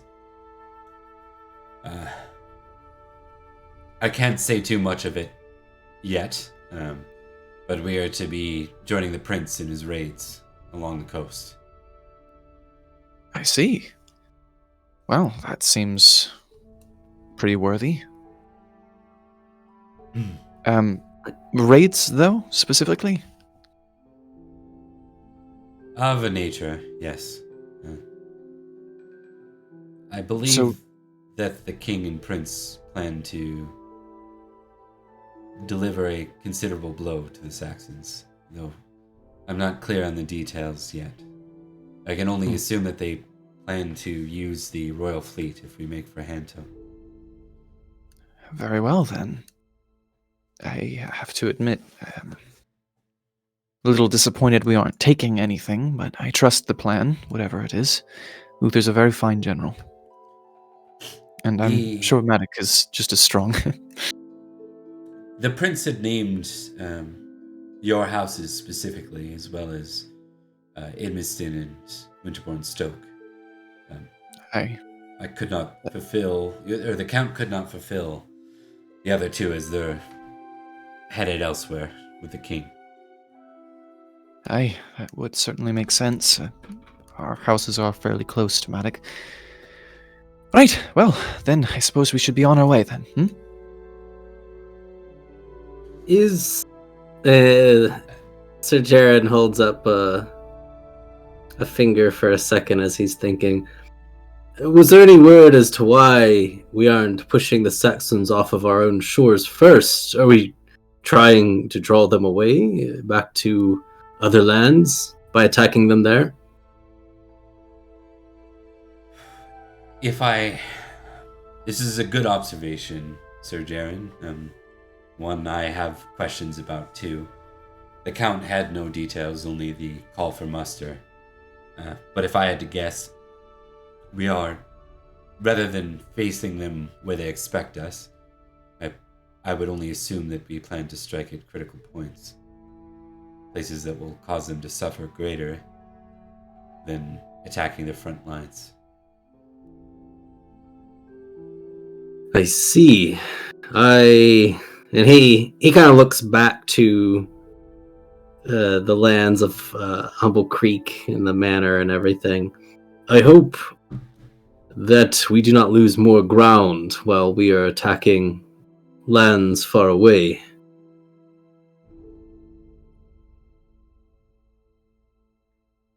I would agree. I know you have your brother there and others you care about. It's not my intention to pull you away from that, but your duty is your duty, and this not only comes from your count, but your prince. I would suspect that this will be a useful endeavor. Perhaps it will ease the tension on the front lines.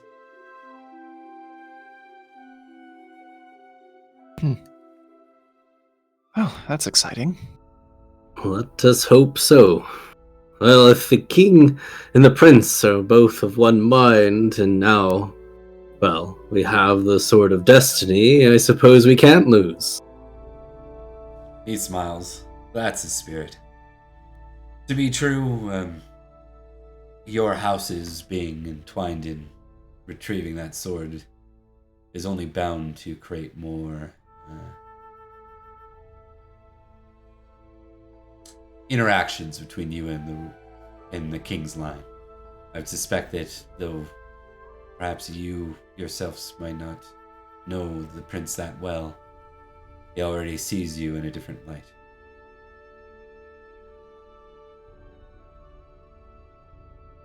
Well, this is good news, certainly. I think I'm speaking from a low entry character here, by the way. So he yeah. This is good. This is good. I believe we have proven ourselves on many occasions that we're worthy of the attention, at least. Speak for yourself, Sir Jarren. I have a few accomplishments under my belt, but nothing that speaks to your status as a war hero. Still, I've been improving.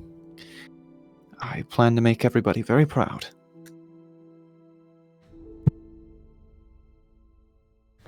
And Bob's coughing. Okay, I'm back. Yeah, why don't we jump to Hantone County, and why don't I show you it real quick, so you know where you're starting. It's very important. The next, Bob, yeah. Bob, quick question: Yep. Do we just want to do it as a side note? What one of the twin sisters said about Sir Hyral or Hyral? Yeah, I think it'd be fun to almost do it off screen, because then like the players don't know, but you'll.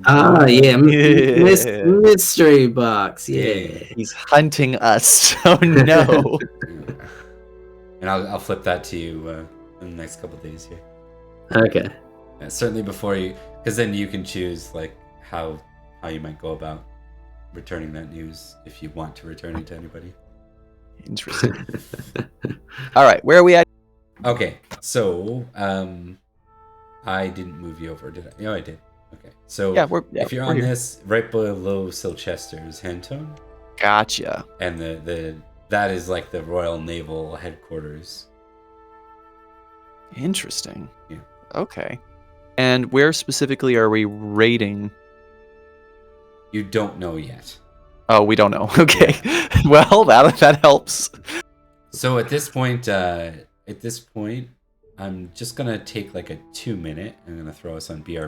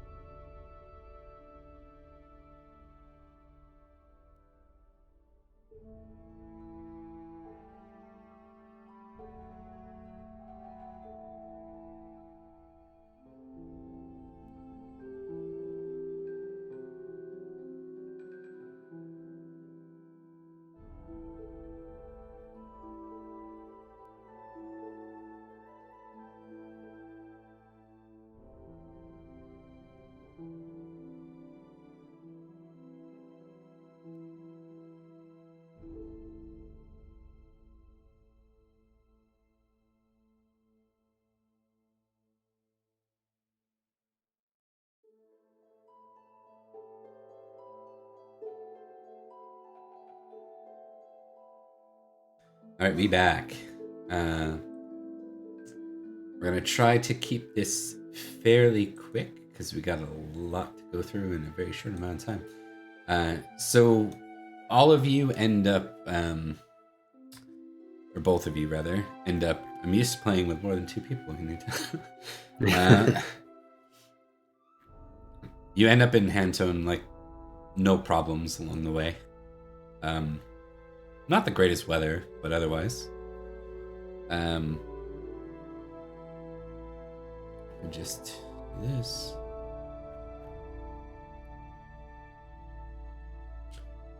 Okay, so you find yourselves in front of Madoc, and I'm just seeing if there's anyone, if they mention the general or not, whether or not.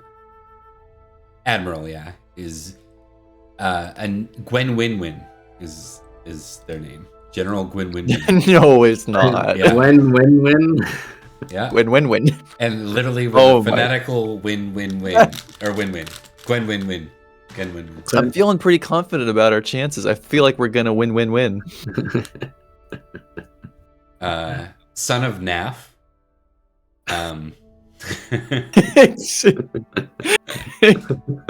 The son of not a fan. All right. So you see Naf or not Naf, Gwyn Win. Admiral Gwyn Win is there alongside Prince Madoc. The two stand and kind of wait as the armies gather. Yeah, Perin's lined up. He's wearing his best armor that he brought with him, I guess.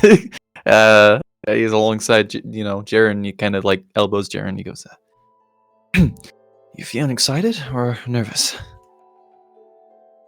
Oh, I'm feeling very excited, actually. I haven't gone on many naval raids into the unknown, but there's got to be Saxons there, so I'm very excited. I've never even been on a boat before in my life. I've been on a couple, but that was when I was training under my sire. He sailed a bit, but nothing like this. Ah, right, the mercenary. I forget that. It doesn't matter right now, I suppose. Sometimes I wonder what Blackwin would be thinking about us going off on some raid in some other lands. He'd probably see some joke about how we're all going to get sick on the boat and how we don't have Saxon legs or something like that. Said something about legs a lot on boats. Suppose so.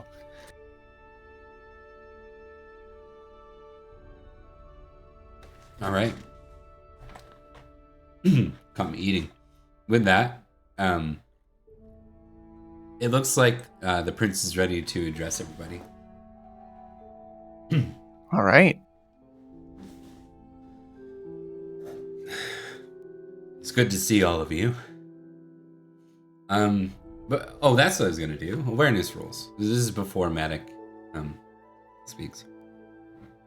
Right about this part.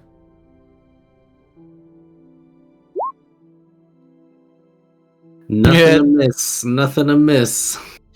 He doesn't see shit. Oh no, he doesn't see shit. Did you roll, Perin? Oh, I thought that was Madoc rolling for some reason. I'm sorry. I do see shit. Yeah. You notice that the ships that seem to be like where you're standing in front of, this is not the King's fleet that you would expect. These are more like almost like longboats, like with rows, like right. Not exactly what you would expect from a proper naval battle of any sort, and it seems to be what you're positioned in front of. Interesting. With that, Madoc speaks up.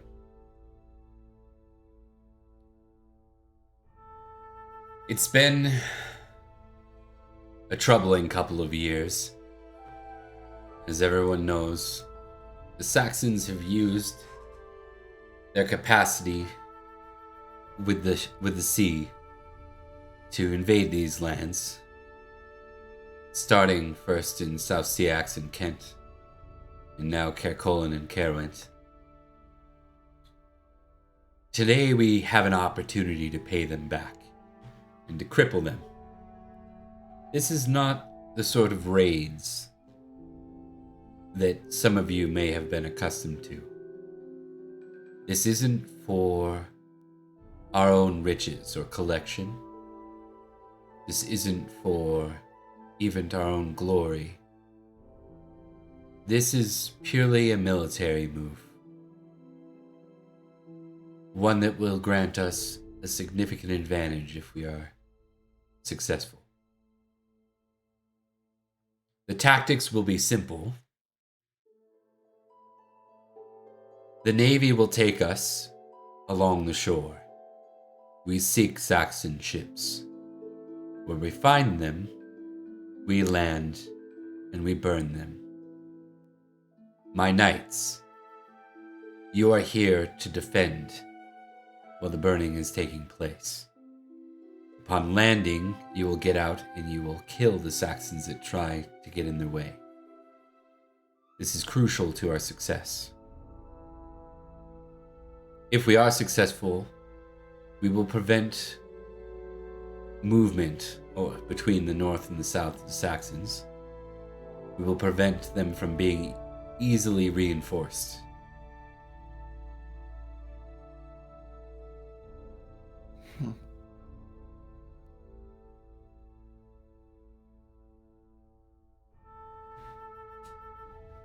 Sir Jarren nods approvingly anytime killing Saxons is said. Because right? Yeah, because also, right? Yeah. Yes, more of that. Okay, sounds good. Any thoughts or anything you wanted to do as Madoc comes to a close? You notice that the general's beginning to spout orders, so there are soldiers here that are more crew, like sail crew, than knights. They're not knights, basically. And then there's the mustered knights that have been gathered, which are a significant force. Like, this is definitely a royal effort. Huh. All right. I'm good. There's one small thing I'd like to do on the boat ride over if I'm sat near Jarren. Yeah, well, we can certainly play through that. I'll keep it short. Do you want it to be at the beginning? I'd say partway through the ride, not too close to where we're landing, but like, after there's been probably the conversation's been exhausted or whatever. Okay. As they're riding, Perin will go, Were you practicing flighting at the feast? I saw you mumbling to yourself, but I couldn't make out exactly what you were saying. Sir Jarren sort of adjusts in his seat. Yes. I was practicing my words, or speechcraft, and I think I got a few that I believe sound good. All right. Then why don't you challenge me? We'll do it friendly-like, no wager or anything like that. Just practice. Right. When I challenge with my words, like with duels, usually there are like, or do I just start? I say just start and I'll respond. Right. Okay. Hold on. Let me just remember. Okay. Perin's still rowing this whole time. Still rowing. Sir Jarren. Yeah. Sir Jarren's kind of like he's like barely rowing because he's using most of his willpower on conjuring the words back into his mind. Right. Time for it. Okay. My name's Sir Jarren, a knight with no peer. Anyone who steps up to me will be full of fear. Yet far less valorous than you'd seem to appear. Very good. Keep going. Right. When Newton Manor arrives to battle, we give a hell of a fight. Yeah, even the Saxon lords fall to our might. Still, as brave as you are, you're still shite at flight. When it's wit that you face, you'll turn tail with affright. I won't turn tail or bail. It's impossible. Because I will prevail. You've got an eye for it, yes. That's the key, the detail. Just speak to your heart, to your head, and you can't fail. It's good. It's very good. And that's only after a few days. Imagine how competent you'll be after a few weeks or months or even years of practice. Anytime you like, you can challenge me, and I'll flight you back. Right. And Sir Jarren has a genuine smile as he shakes his head. It was harder than I thought, but I got a few out there. I think I can make some improvements, and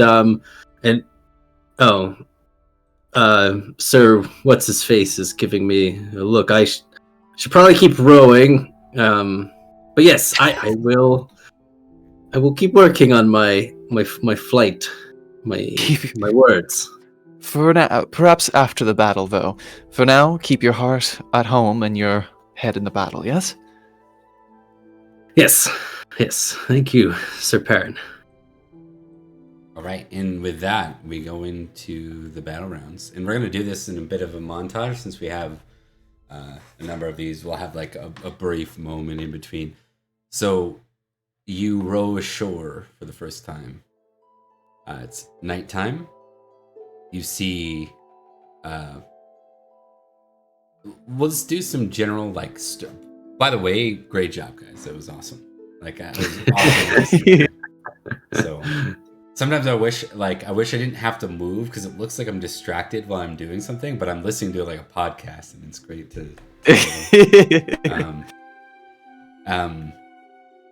But yeah, why don't you both give me a strength test just to see how you're kind of doing with this advanced row you have to do. See if you're keeping up your end of the bargain.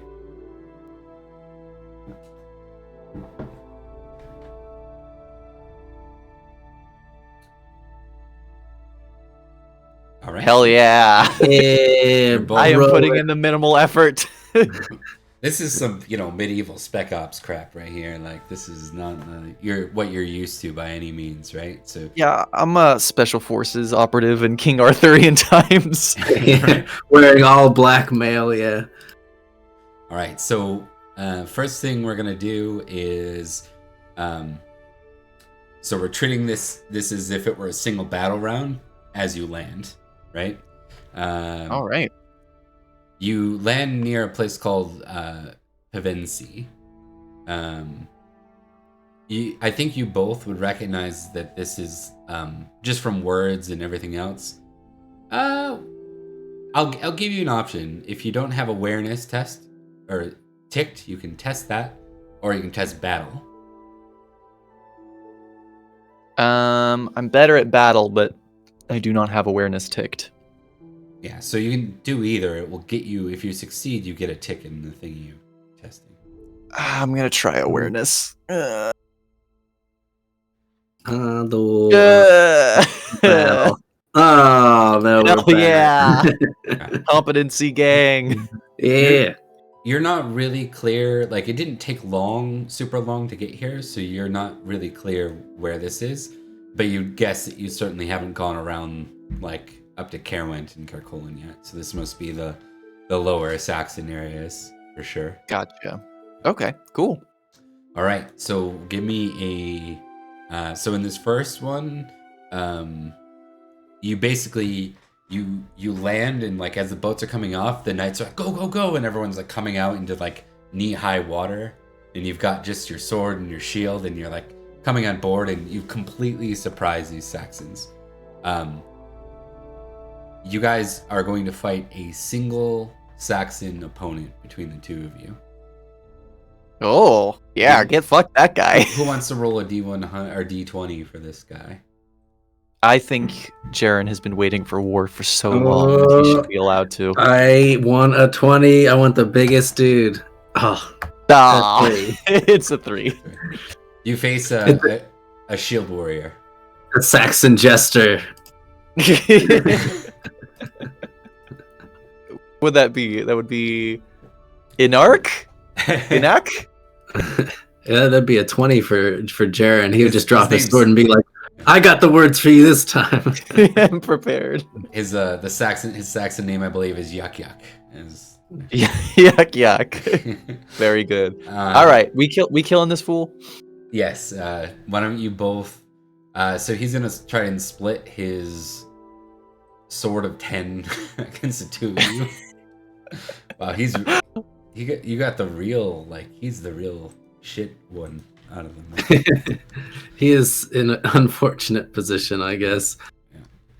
Yeah, let's kill him. Kill him. Let's kill him with death. Okay, so Oh my god. and then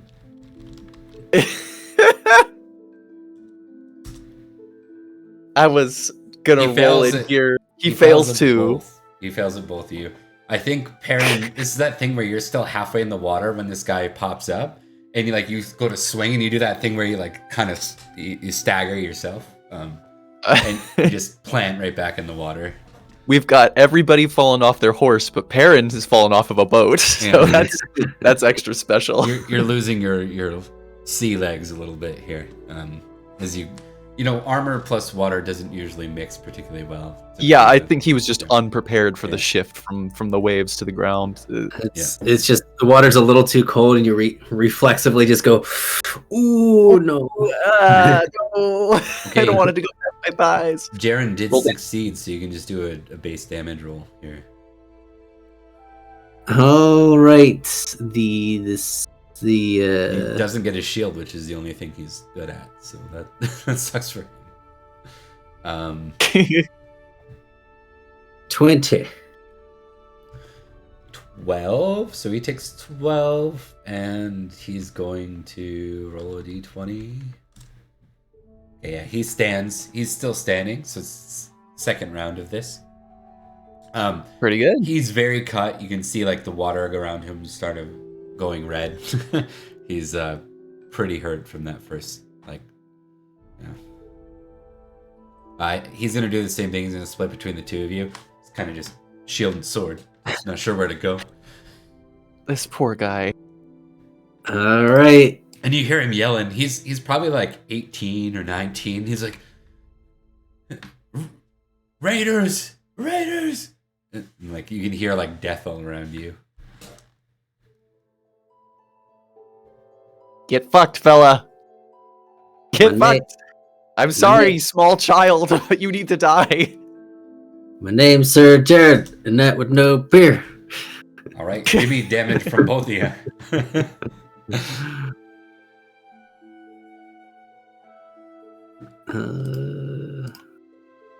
Hey, ditto rolls again. 18. So that's 10 and 10. Yeah, he's toast. That's over 30 what? 32 damage. Yeah, he's toast. You just see his body lay limp, and you can hear already the boats going up. There's kind of like this moment where you're sailing away and you just see this big blaze and you hear all the commotion. Too late. Their entire set of boats is aflame on the sea.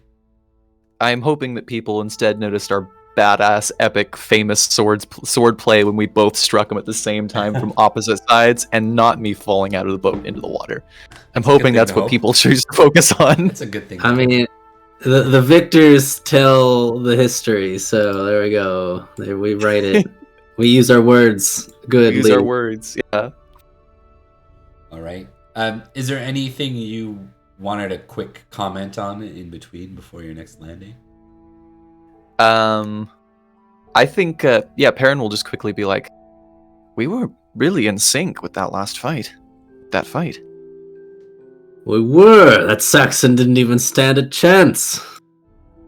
I felt like I could read your movements pretty well. Were you the same with me? I could, yes. I think getting out of the boat was a bit tough for both of us, but must have been all the practice. We've been practicing since we've met in Huntland, really.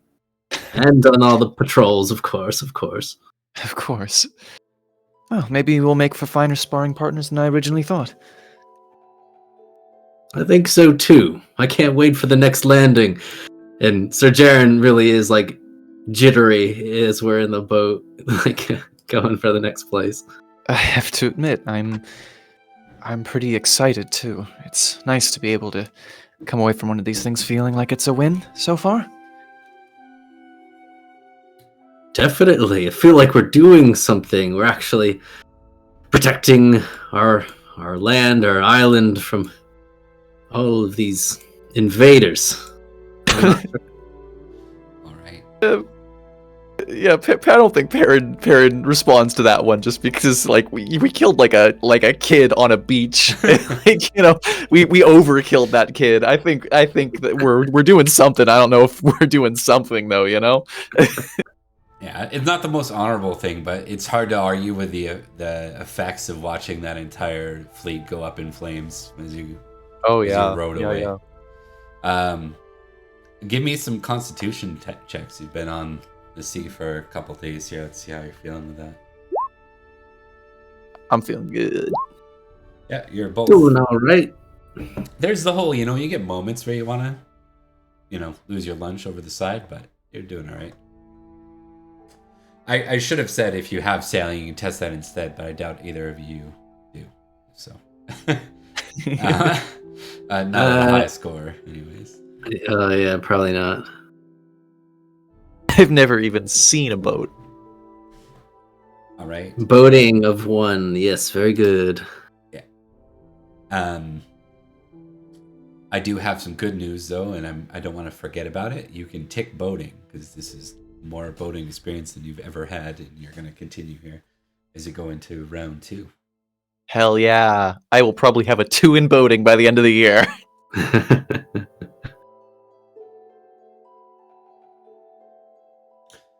All right. Give me... Basically, the call is made again for you to go in. It's night. Give me a strength test as you try to keep up with... There's like a big push at the end, right? To row in as fast as you can. Because they're going to spot some of the ships, and they want all of them to be in line.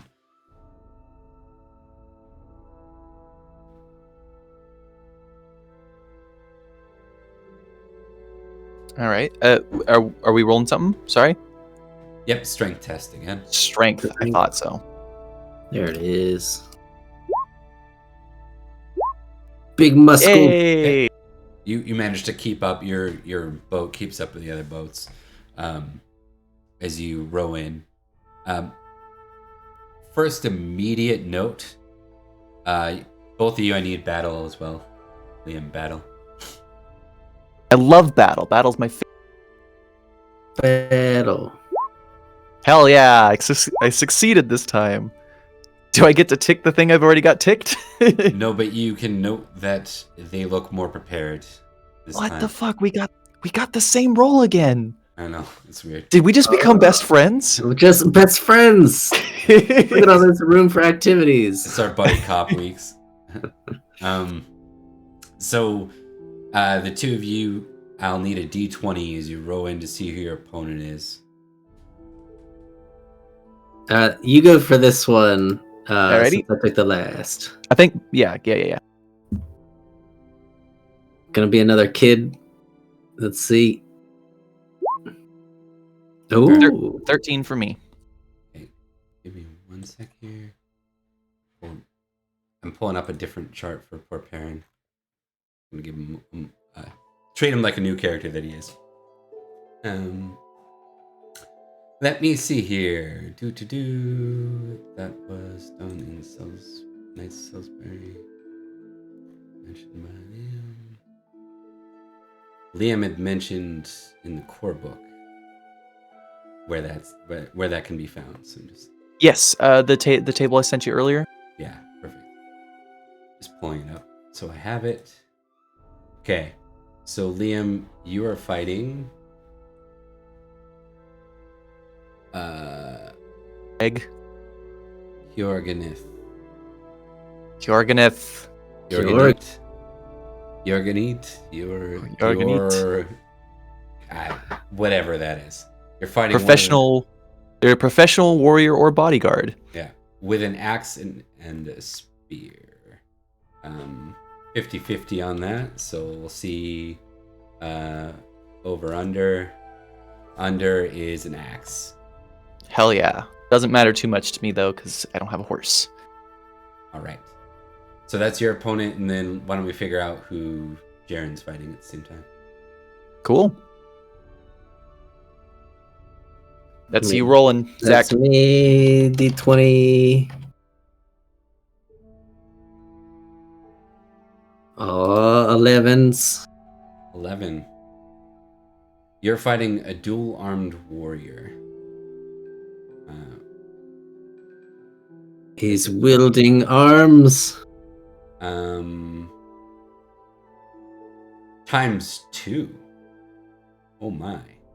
So you're fighting a guy with a two-handed mace, and behind him there aren't bowmen yet, I don't believe. I think we went through that, so it's got to be a javelin guy.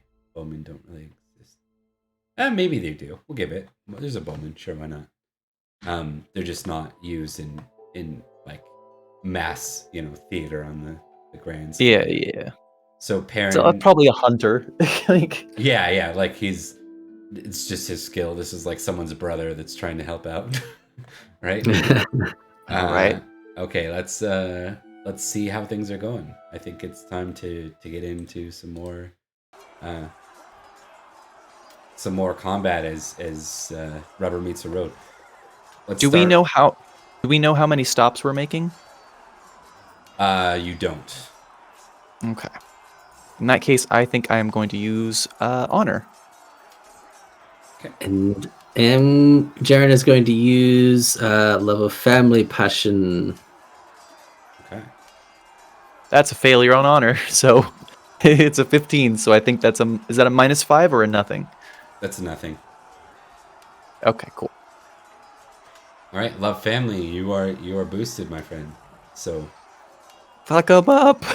Newton Manor. Okay. Ooh, that's a good sword.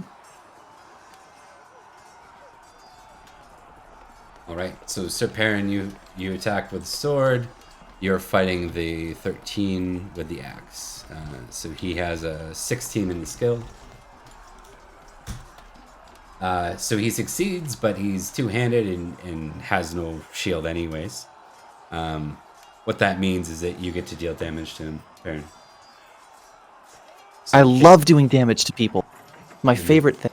right? And then for Jarren, I think you got to decide 10 damage is Not great. Not great.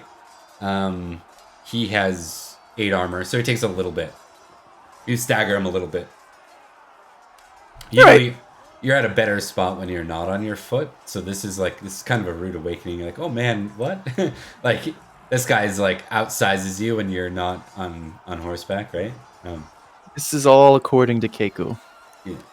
All right. So for Jarren, you need to decide if you're splitting between these two or not, or if you're gonna stick the arrow.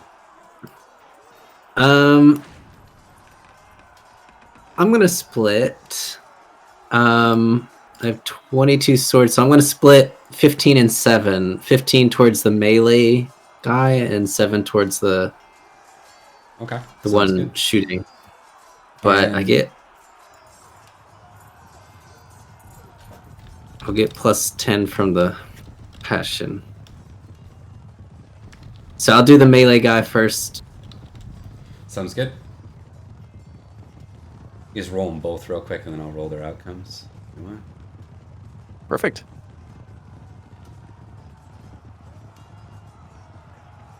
Oh, got oh. on the melee dude, and then the sword. Okay, math.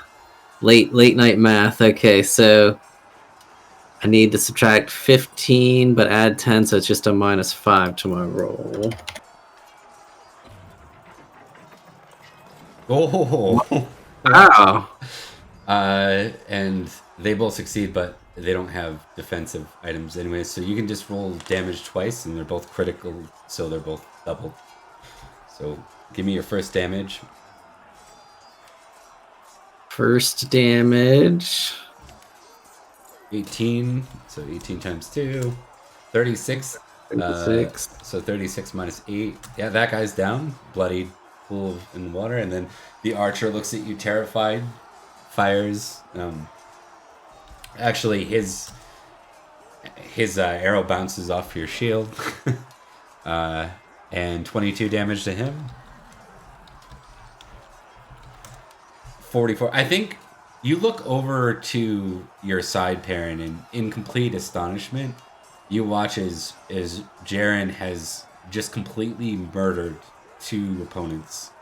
Like at the time that you've had your first clash, like that is this is not the guy you saw fight with you in those awkward moments through the forest. This seems to be the Jarren that that some of his reputation has suggested he is. Pretty impressive. And Indeed. that's 37 glory there for you, Zack, not counting who you killed. That's just from your criticals. So.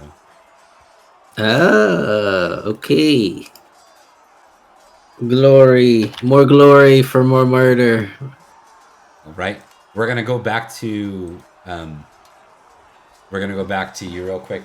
Liam, why don't we see what Perin's doing here? I need to kill this man. Yeah, you do. All right, could be better. Could be worse. Yep, agreed. Could be much worse. Yeah, it's pretty good. It's worse. It's worse. Oh no. Oh no. All right. What's he do? What's he do to me? I'm just gonna check something here, because that doesn't. Okay. Because the 13 on this would have been. Oh boy. I think I'll be fine. I'll be fine. You are so lucky I rolled them any 1s and 2s. Yeah, indeed. Because double. 12 times 2 is 22 or 24. So 24. 24, and then you get to apply your shield and your armor. So minus what? 16. 16. Right. Okay. So minus 16, and he did 24 to me. Yeah. And I need a dex test. You're in water. Oh fucking Christ! Oh no, I'm gonna fall off the water. Okay, so it only did 8 to me, which is nice. Yeah.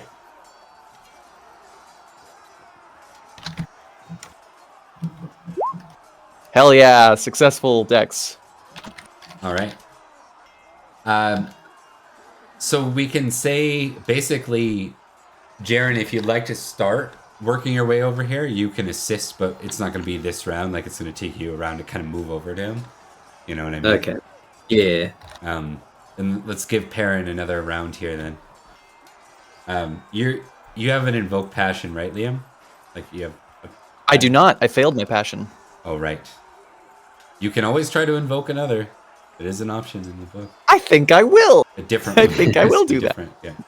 More Yeah. passion. Because this isn't going Let's well do- for him. It makes sense that he'd be Yeah. like, yeah. I'm gonna call upon my love of family because I still don't have an heir. I need to be alive. So this guy needs to die, unfortunately. Yeah. All right, that is a Yeah. success that time. Okay. All right, so you can make your attack now. Now that is a 16. Does that change what my bonus is? What do you mean that's a 16? Oh, It's on the Yeah, Gotcha. my threshold is 16 on that one. Does that change what the passion bonus is? It's still just 5, right? I'm gonna pull it over for us so we have it. It's got to be on every. It's got to be Yeah. on every page now. I think it is. I think last time I played 20 was the plus 10 and then plus 5 for. Yeah, it's plus 5. If I had gotten the crit, it would have been 20. It doesn't become. Oh. Yeah, it doesn't become critical. It doesn't become exalted unless it's in 20. Okay, cool. Yeah. Cool. Yeah. 20 is like the famous passion, basically. Like at that point, you do stuff. Are that you doesn't- kidding me? Ugh. Wait, no, that can't be correct. Oh, I rolled a 1. But wait. Oh wow. I rolled a 1. That's Oh, great. no. That's real great. Oh. Oh. No. He didn't crit, so I'm not sure if he's actually gonna do damage to me though. 20. Oh my god. 4 more. So he's just banging into your banging into you over and over again here. And technically, Yeah. I'm not gonna roll it for last time, but technically he has an axe. So your shield, Well, that gets past my shield, huh? of 5 of it this round. Oh, interesting. Okay, so that means I'm taking 5 then. Yep. All right. Perin lets out a slight as one of the blade kind of gets over the shield and chips him in the shoulder. All right. And now he needs his vengeance. I think he's like, ah. And I think all 3 of you can roll into this, but we'll have Perin and this guy exchange first, and then Jarren's coming in like. You can come in for the rescue. Yeah. if needed. Oh my god. All right, that's fine. What? What is happening? Oh no. Yeah, that's not good. No. What are you at? What's your health? Your health remaining? 13. I'm at 13. I will give it this, and I don't normally do this, but I think losing you in a side story isn't as interesting to me, and that's why. Like, I think I'd rather lose you like with all 3 of the trio here and stuff like that. Yeah. Hey, we haven't rolled damage yet. We don't know what he's gonna get. He might roll a bunch 12. of ones. He might roll all 1s, in which case he'd still probably get a 12. Yeah, well, that's my only concern is, I mean, if he gets even... Yeah. I think what we're going to do is, before we even resolve that, I think I'm going to change my brash decision before that, where I said that, you 2 face off. I think that was last round. I think this round, Jarren, you're there. Like, I think Jarren gets to cut in first. And I think Jarren, is there any... Are you impassioned by anything? What are you impassioned by? I love a family, man, and this guy's teaching them words, so that's basically family. Okay. Well, I think as long as it's not honor, I think you can just kind of run him through because he's not really facing you. He doesn't even notice you. He's like, oh no, he'll lop his head off. He doesn't care. Yeah. Okay, just give me the attack. Sword.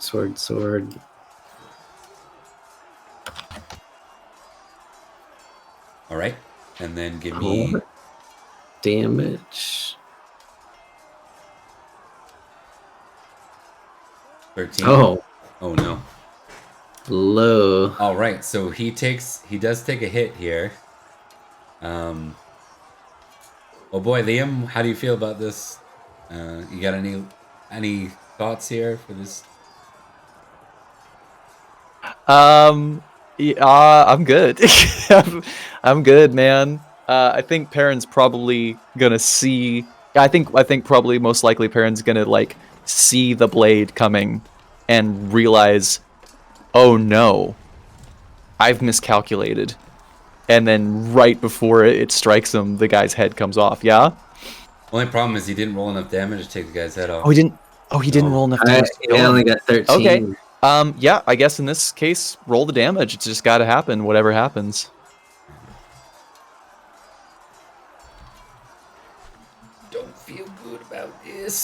I'm just Hey, gonna. you know, there's still a chance I could survive. It's not high, but it's there. It just has got to do enough. It has to do above a certain amount of damage to not require some surgery, right? Yeah. Yeah. So what I'm gonna do is I'm gonna and this is with, just so you know, this is from the table in the book, like the table you sent me. So I mean, he's not that crazy a combatant. I just got really bad at rolls. yep. I mean, getting crit twice on the same guy. I added the ×2 in already, and then we'll figure out what it is from there. Oh my god. Oh my god. Well, I don't think I've seen a roll that high before. I've never seen a damage roll that high. I already ×2'd it, right? Yeah. Right. That's crazy. Oh. I think that would have, if that was the first hit with full health, that would one hit KO like anybody. Yeah, it would kill. It would one hit kill anybody, yeah. Hey Bob, whatever's gotta happen happens. I trust your judgment. Oh. You know? Frick. Don't like it. I had plans for Perin, damn it.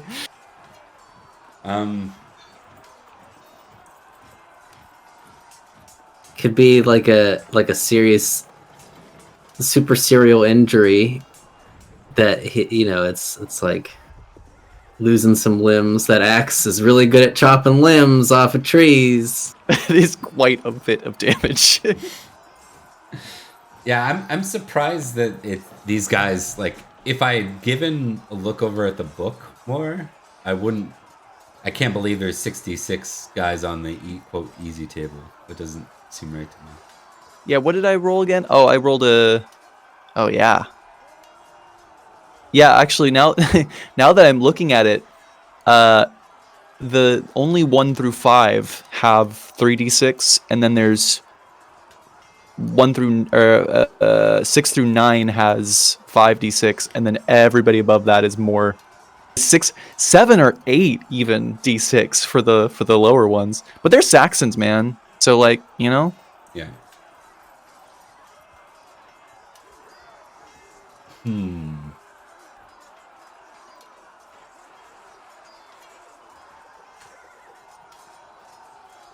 I have a thought.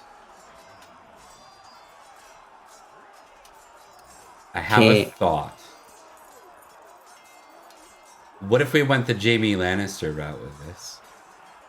Like, what if this was Perin's sword, arm, or hand gone? Sure. I'm totally comfortable with that. Because that does limit you in Pendragon, so we're gonna have to think about how to utilize you best from here. Also, you have a second. You have your brother that we need to. I've been meaning to get those things going, but at least it leaves the possibility. now you've got incentive. I got really incentive. I mean, this is why AP was like, get married.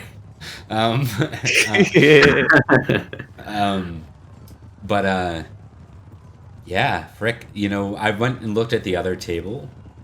The other table for your roll of 13, which is what you're fighting right now, was another 66 guy. Yeah, it would have happened either way.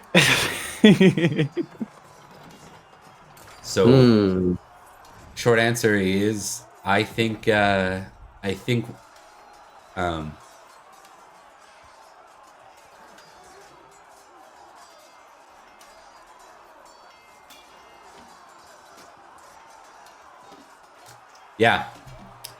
I don't... The table, there isn't a better option for the table, so I can't really justify it as, like, unreasonable. I think it's going to have to be your choice, the sword hand or the death, and I'm going to leave it to your choice. Hey, you don't got to justify it to me. I'm groovy. I understand I understood the stakes of this game when I started playing. I think sword hand sounds real interesting. So I say Perin's left-handed now. Okay. Yeah, because I think it changes like your ability to participate in the battle the way you want, and it completely but it allows you to press on with the character and with the line. And we can also look at. I want to bring the secondary PCs, like into the foreground more, so that should you guys lose anyone or get someone out of the limelight for a bit, you have a hot second you can swap in. That's supposed to be a thing in this game. So I dig it. all right. Why don't we end on a little bit of drama then? I think Jarren, you're gonna run this guy through on your second strike. Like, he turns around, and I think you're gonna beat him. Like, I don't want to end with that testing. I think you're gonna crush him. He's one opponent, and you got like plus whatever to your attack. So yeah, why don't we say you finish him off, and then you find Perin, you find his hand floating basically in the water beside him. Sir cleaves the guy down, and looks towards his friend who he was fighting on the other side, and says, "Sir Perin, I don't think there's any more for now. We should move." Perin is just shouting incomprehensibly. Sir Jarren starts to wade over. Perhaps it's a bit... Is it dark when we're doing these raids? Yeah, it's dark. And there's like this push to like get back on the ships at this point. You notice a couple of other knights have fallen this time. And Sir Jarren's wading over through the water as he's not really sure what happened. Something bumps into his waist in the water, something floating. He looks down and sees... He's not sure if it was a fish or a hand. It looked a lot like a hand. And he looks finally close enough, and I'm guessing he could see the blood. What pool. Exactly? Yeah. You notice the bloody pool. First you think it's the Saxon you just killed, but you see it's coming from Perin's now maimed, in very injured body. He's losing blood. I can still fight. I can still fight. I can... And he's just going on like that. Just like clutching at the nub and like looking at you, and like you can tell that he's just in shock, but his main concern is that he doesn't want to be useless. Jarren's eyes go wide. He doesn't really have a word to say as he looks towards the hand and then towards face and then to the hand and the stump. We're getting back to the boats. We're done here. Wait. Come, Perin, let's go. And Sir Jarren like sheathes his sword, grabs the hand, but like shoves it into one of his pockets. As he's going over to help both distract Perin, like pointing at the boat that we're about to get on, and ushering and trying to help him to get onto the boat that I'm guessing the rest of the knights are moving towards as well, but he's making it very obvious that it's time to go. Raid over. Yay, we win. I think you have to actively carry him, because he's being resistant. He's like, my sword. I left my sword. I have to get my sword. You're watching like javelins and arrows come into the water at this point. Like, now is there a part where that's important for Jarren, like the honor of like the family sword, like where you stop and... Yeah. Oh no, I'm gonna get you killed too. I didn't mean to. No, the family sword is important. I mean, his love of family is pretty great. He's going to say, "I'll grab the sword. You get on the boat. I think I saw where the sword dropped." And is going to help Perin onto the boat, pretty much throwing him if he can up onto the boat. Okay. And going to go back to roughly where he saw the hand was floating, because I guess he just said that he saw the sword. So give me to a get hunting Perin, roll with your love of family passion in mind. All right.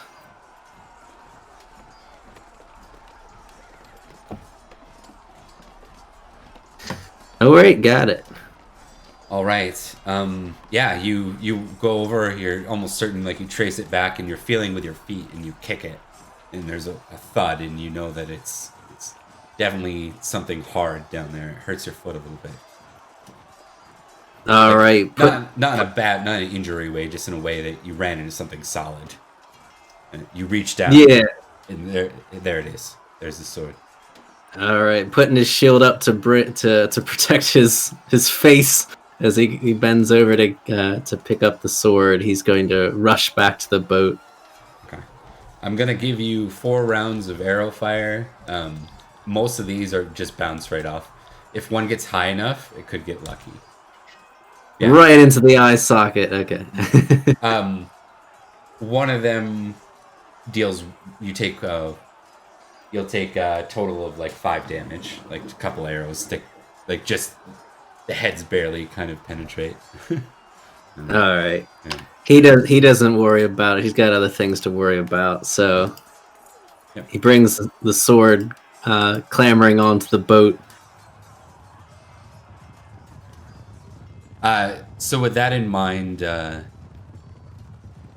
think the two. So this is really interesting. I think the two of you end up going up the Blackwater with the rest of the fleet, and you end up stopping with the others. There's a break. They like meet on an island, and they're accounting for the dead and the injured, of which Perin you're going to receive expert care because this is military time level command. Yeah. Actually, test your squire for me. You got in your first year 485, so they're 17 years old, right? I think they're 18. Is that what they've got listed on mine anyway? Oh yeah, 18. Yep, that's right. Okay, That's a success. all right. So you are looked after enough till you can receive chirurgery, and they end up porting you back over into Thamesmouth, near London, on a boat. I think for Jarren, what would be interesting to know is, does Jarren continue on, because there's one more set of raids up north, specifically in Caerwent and Caercolin. I think they have to tie Perin down from trying to weakly, deliriously try to participate. Oh, that's a good question. Huh?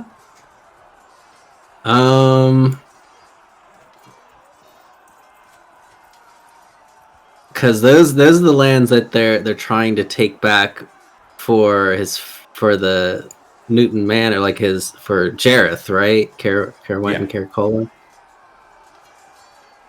Oh, I feel like I should test something here. But what?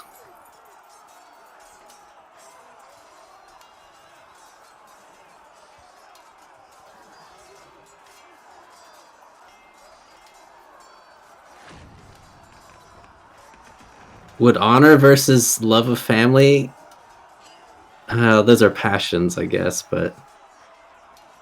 Yeah, it's probably more like... don't you have a directed trait towards like valorous or something like that? Or is it reckless you have the directed trait towards? He has directed trait, proud, recognition, cruel versus Saxon enemy, and worldly anti-magic. Okay. I thought we had a reckless one on there, or is he just high reckless? He is stupid high reckless, so he is 17 reckless. But I guess this is something where as Sir Perin become like a friend? So is this like a loyalty thing? Yeah, I'd say so, yeah. Yeah, I think for now maybe test love family versus you're reckless. Or valorous, one of the two. Whichever you'd rather.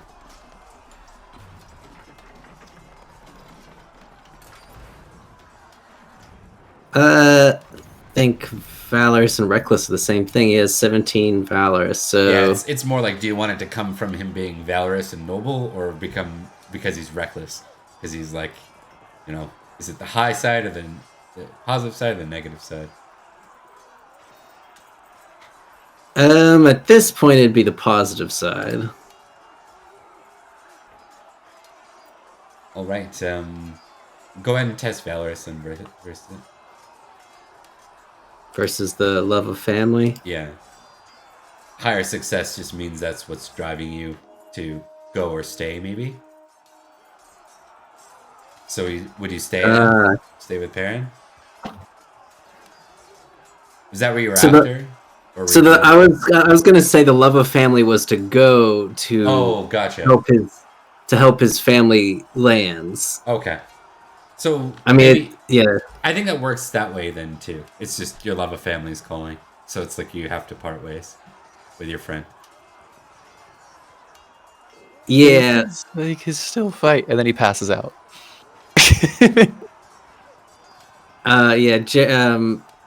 Jarren doesn't feel super good about going anymore, but he knows he has a duty to his family and to the people of those lands to go and participate, and not, I mean, there's not much he can do. He pulls the hand out of his pocket and gives it to the people working the medical tents, I suppose, and perfect. All right. So I think we watch, like, as the camera closes, we watch someone come out from Sir Perin's tent, and they say, "He'll make it." Though I don't know what life will be left of such a knight. And there's kind of some dour faces, and then we watch as, like, Sir Jarren's kind of going in at sea once more. This time we see Jarren step out in the water, and there's 2 knights for him right away, or not 2 knights, 2 Saxons, not a Saxon and an archer or something. 2 Saxons there ready to fight you, and there's a smile on Jarren's face, and clinking, and we'll fade there. I just want to take a moment before we close, guys, to say I think it was a great episode. It was a hard one. I think this will be like I think it could be like a really, really interesting Perin moment. Like I'm super excited, Bob. Legit. Like, I've got no qualms about this. I think this is going to be really interesting. It'll be a retraining, and I've got some. When I joked about Jaime Lannister, you know what? If you haven't read or watched the shows, like, you're not going to, or I don't care at this point. You know, if you haven't read the books that have been out for 20 years, or watched a show that's been out for over 12, oh well. Yeah. There is a fantastic arc with him losing his sword hand, and he's one of the best swordsmen in the realm. And his retraining was not easy, but it was very meaningful. Like, what he had to become now and what he lost was like a super interesting arc. And I think we get to see a little bit of that. It might be a completely different thing for Perin. But it'll be cool to see what that means. Ironically, I've been building Perin to want to be a better swordsman the last 2 years, but he's already stronger in other areas that he probably should have been focusing on anyway. I think this is going to be really interesting. I'm really excited to see where this goes. Awesome. We'll have to have a plan. I do want to sit down with you and talk about the future. What your ideas are. Even for like 2 minutes, I'll catch you before Sunday. I want to know, like, if we end up in combat, do you want your secondary knight there? Like, how do we make you not bored? We'll figure it out. We'll figure it out. Yeah, ideally not on the fly. Correct. I'll just show you as we close here. These are the places you guys went after. So, went after here.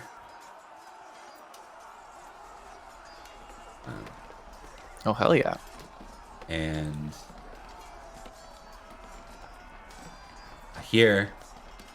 And then I'm just grabbing the map so I can get this right.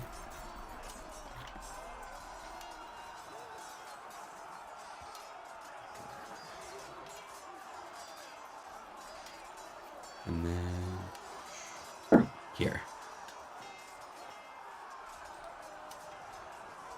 So you burned this, like, raid was super successful. Like, you basically nuked the Saxon fleets of three of the major holdings.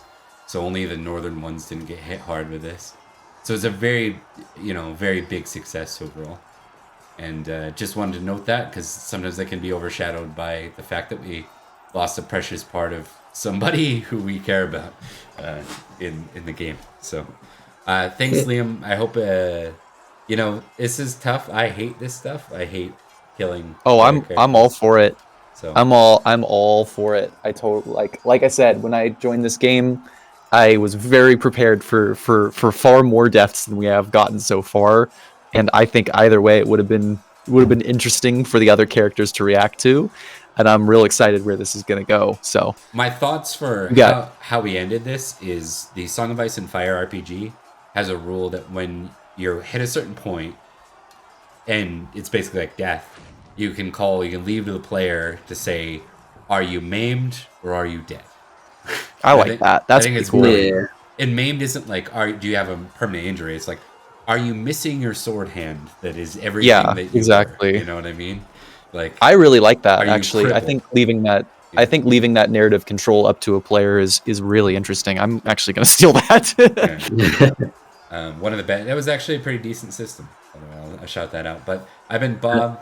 This was meant to be a less significant session. It'll be interesting to see when Perin meets up with the other two knights. What goes down. It's my lesson. Never have battle at all in this game unless you're prepared to lose something significant. So, other than that, open Pendragon's going. It's like drop-in style Pendragon. You can join our community if you want to be a part of it.